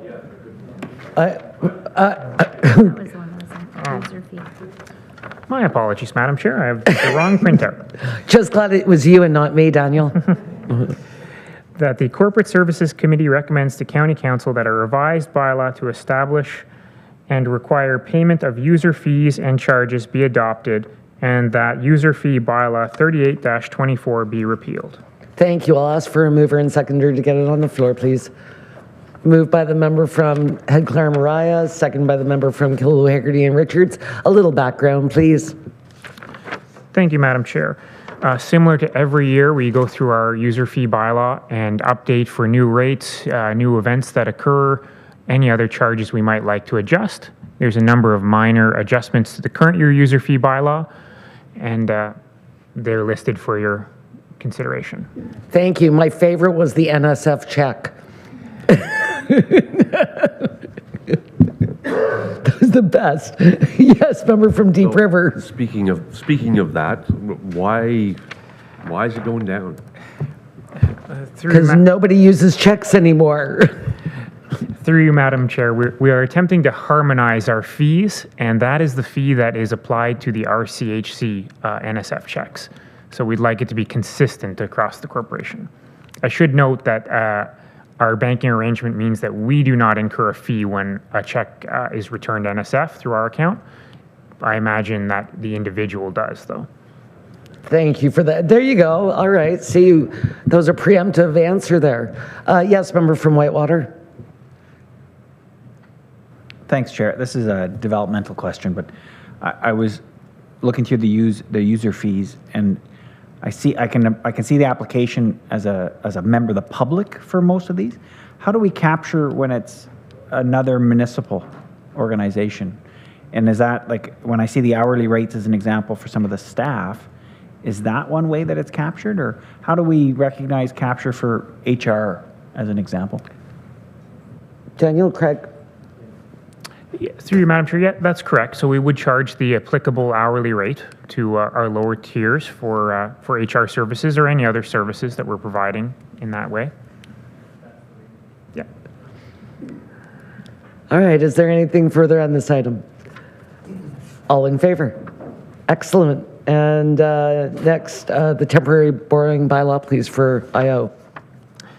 Thank you, Madam Chair. Recommendation that the Corporate Services Committee recommends to County Council that a bylaw be adopted to authorize the submission of an application to the Ontario Infrastructure and Lands Corporation for financing of capital works, Brooms Creek Culvert and Dam, Pembroke Paramedic Base, and Whitewater Paramedic Base, and to authorize temporary borrowing from OILC to meet expenditures in connection with such capital work, and to authorize long-term borrowing for such capital work through the issue of debentures to OILC. Thank you. Can I have a mover and seconder, please? Moved by the member from North Algona Wilberforce, second by the member from Arnprior. Oh, I'm sorry. I keep forgetting my people online. I see you there. Hi there. Okay. A little background, please. Thank you, Madam Chair. These are the debentured projects that were budgeted for. I should just point out, though, that the budgets for the paramedic bases totaled $8.5 million of capital work. However, the request for the loan is for $10 million. Not that we're changing the budget or expectation, just that we're giving ourselves a little bit more room in case something happens, so we won't have to go back and revise the application. These are construction loans, so you only draw on them as required and only pay the interest on the amount that you draw. I think that's prudent. Are there any questions, comments, concerns? I see none. All in favor? And now I'll turn it over to Mr. Belmore for Human Resources, please. Your bylaw. Thank you, Madam Chair, and through to committee, good afternoon. Our recommendation from Human Resources today is that the Corporate Services Committee recommends to County Council the approval of the following corporate policies. Policy B01, Performance Appraisals, an amended policy. Policy B12, Performance Management, a new policy. Policy B13, Total Compensation Philosophy, a new policy. Policy E01, Hours of Work and Overtime, an amended policy. Policy G07, Employee and Family Assistance Program, an amended policy. Policy G08, Impairment in the Workplace, an amended policy. And Policy H02, Discipline and Dismissal, an amended policy. And that a bylaw to amend Bylaw 6303, being a bylaw to establish human resource corporate policies and procedures for the County of Renfrew, be adopted. Thank you. I'll ask for a mover and seconder to get it on the floor, please. Moved by the member from Kittilou, Haggerty and Richards, seconded by the member from Petawawa. A little background, please. Thank you, Madam Chair. These policy updates reflect an ongoing goal of the corporation and the senior leadership team to review our policies with a lens for recruitment and retention practices, and with the goal of making meaningful, positive change for our staff. We've been changing our policies to align with our new why statement that was just mentioned by the CAO, and each policy is meant to reflect our commitment to cultivating a compassionate, collaborative, and creative and inclusive environment.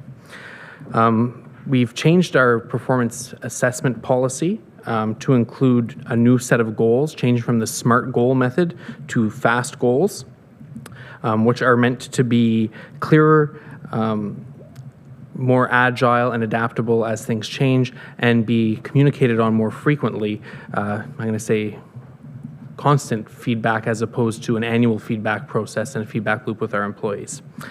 Other changes to our policies included making things more clear, the changing of language in some of our policies to make it more respectful and current with the times, as well as reinforcing a workplace culture that values our people and encourages growth and delivers solutions to meet our community's needs. The number of policies are listed below, including all the amendments. I'm happy to take any questions if there are any. Thank you. I'll open it up. Comments, questions, concerns? I see none. All in favor? Good job.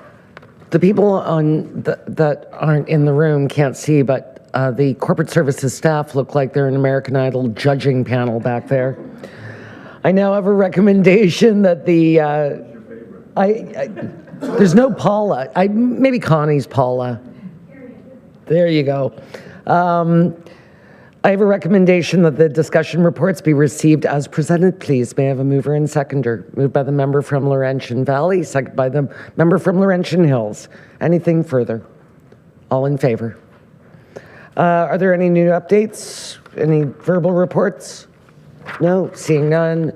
I have no closed session. Is there any new business? Member from Deep River, please. Thank you, Madam Chair. With lack of other place to put this, I'd like to make put a notice of motion forward to have a recommendation and endorsement from County Council for me to run for a position on the Board of Directors of the Federation of Canadian Municipalities. So I'll bring that back at the next one. Excellent, thank you. Yes, member from Evanston Bromley. Thank you very much, Madam Chair, and this is perhaps stretching the envelope a little bit on this, but I just have a bulletin from the New York Times. So there has been a 90-day pause on the reciprocal tariffs, which sounds like good news, and I guess generally it is good news. However, in following up on their by-the-minute review, so you might recall, I know that we had this conversation when we adopted our policy on what our response to the tariffs were going to be, and there was discussion of how do we communicate to this. So you may recall that in fact, when the reciprocal tariffs were announced, the countries of the CUSMA, Canada, US, Mexico trade agreement, were exempted. So whatever tariffs were in place, i.e. steel, aluminum, and the 25% on automobiles and auto parts were there, but Canada was not going to have a reciprocal tariff imposed, even at the lowest level of 10%. But in this now, all of those tariffs are going to be lowered to 10%, and Canada and Mexico will be included in a reciprocal 10%. So in terms of staying on top and communicating with our populace, that might change before we all leave the parking lot. Thank you for that. Yes, we were told on a break that there was this 90-day delay. I'm calling it a delay. And, you know, we talked about this. The member from Whitewater brought it forward about getting information out. If the people in this room can't keep up minute over minute, and you know we're all news junkies, if you're not a news junkie, I don't know how you keep up. It's just, it's terrible. It's anyway, and so 90 days from now, or 30 days from now, or half an hour from now, before we all get to our cars, you're absolutely right. What's going to happen? Yeah, and I think, and I mean this literally, I am not considering this to be tongue-in-cheek, though it might be perceived that way, but I expect that they knew that this was happening probably at 9 o'clock this morning. It has taken this amount of time to come up with what would be a remotely plausible explanation of how this fits with a winning strategy, as the President of the United States has been implored mostly by his own residents and businesses to put a pause on this, and he absolutely rejected any notion of doing that. So I think probably the delay today would have been coming, and you will be hearing, probably they will be focus grouping the plausibility of about 5 or 6 different reasons of how this fits within the 3D chess that the President has been playing. And I expect that has been, because largely what I am reading already is that this was part of the grand strategy. Playing 3D chess and losing it? Yes, member from Deep River. Yeah, it could probably be 4D chess and going into the basement. One of the things that's a challenge is that as we see exports from this country are being tariffed entering into the U.S., a lot of the things that Canada has done, some by policy, some just by actions, is the impact that this is having on the U.S. is because we're not buying U.S. products. We're not selling U.S. products in our stores. We're putting export tariffs on things that we're sending to the U.S. So it's a little bit different. And I mean, you can pause the implementation of a tariff from the U.S. side, but that doesn't change the fact that we're still not buying American products. Agreed. So their businesses, their farmers, so on, they're still hurting. Well, apparently they didn't need our eggs, and now they're desperate for our eggs, so who knows? I feel bad. My people online, I didn't get to them. I'll get them to adjourn. So I have a recommendation, if there's nothing further, I have a recommendation that this meeting adjourn and the next regular meeting be held on Wednesday, May 14th, 2025. May I have a mover and seconder, please? Moved by the member from McNabb-Braeside, seconded by the member from Greater Madawaska. All in favor? We are adjourned. Thanks, everyone.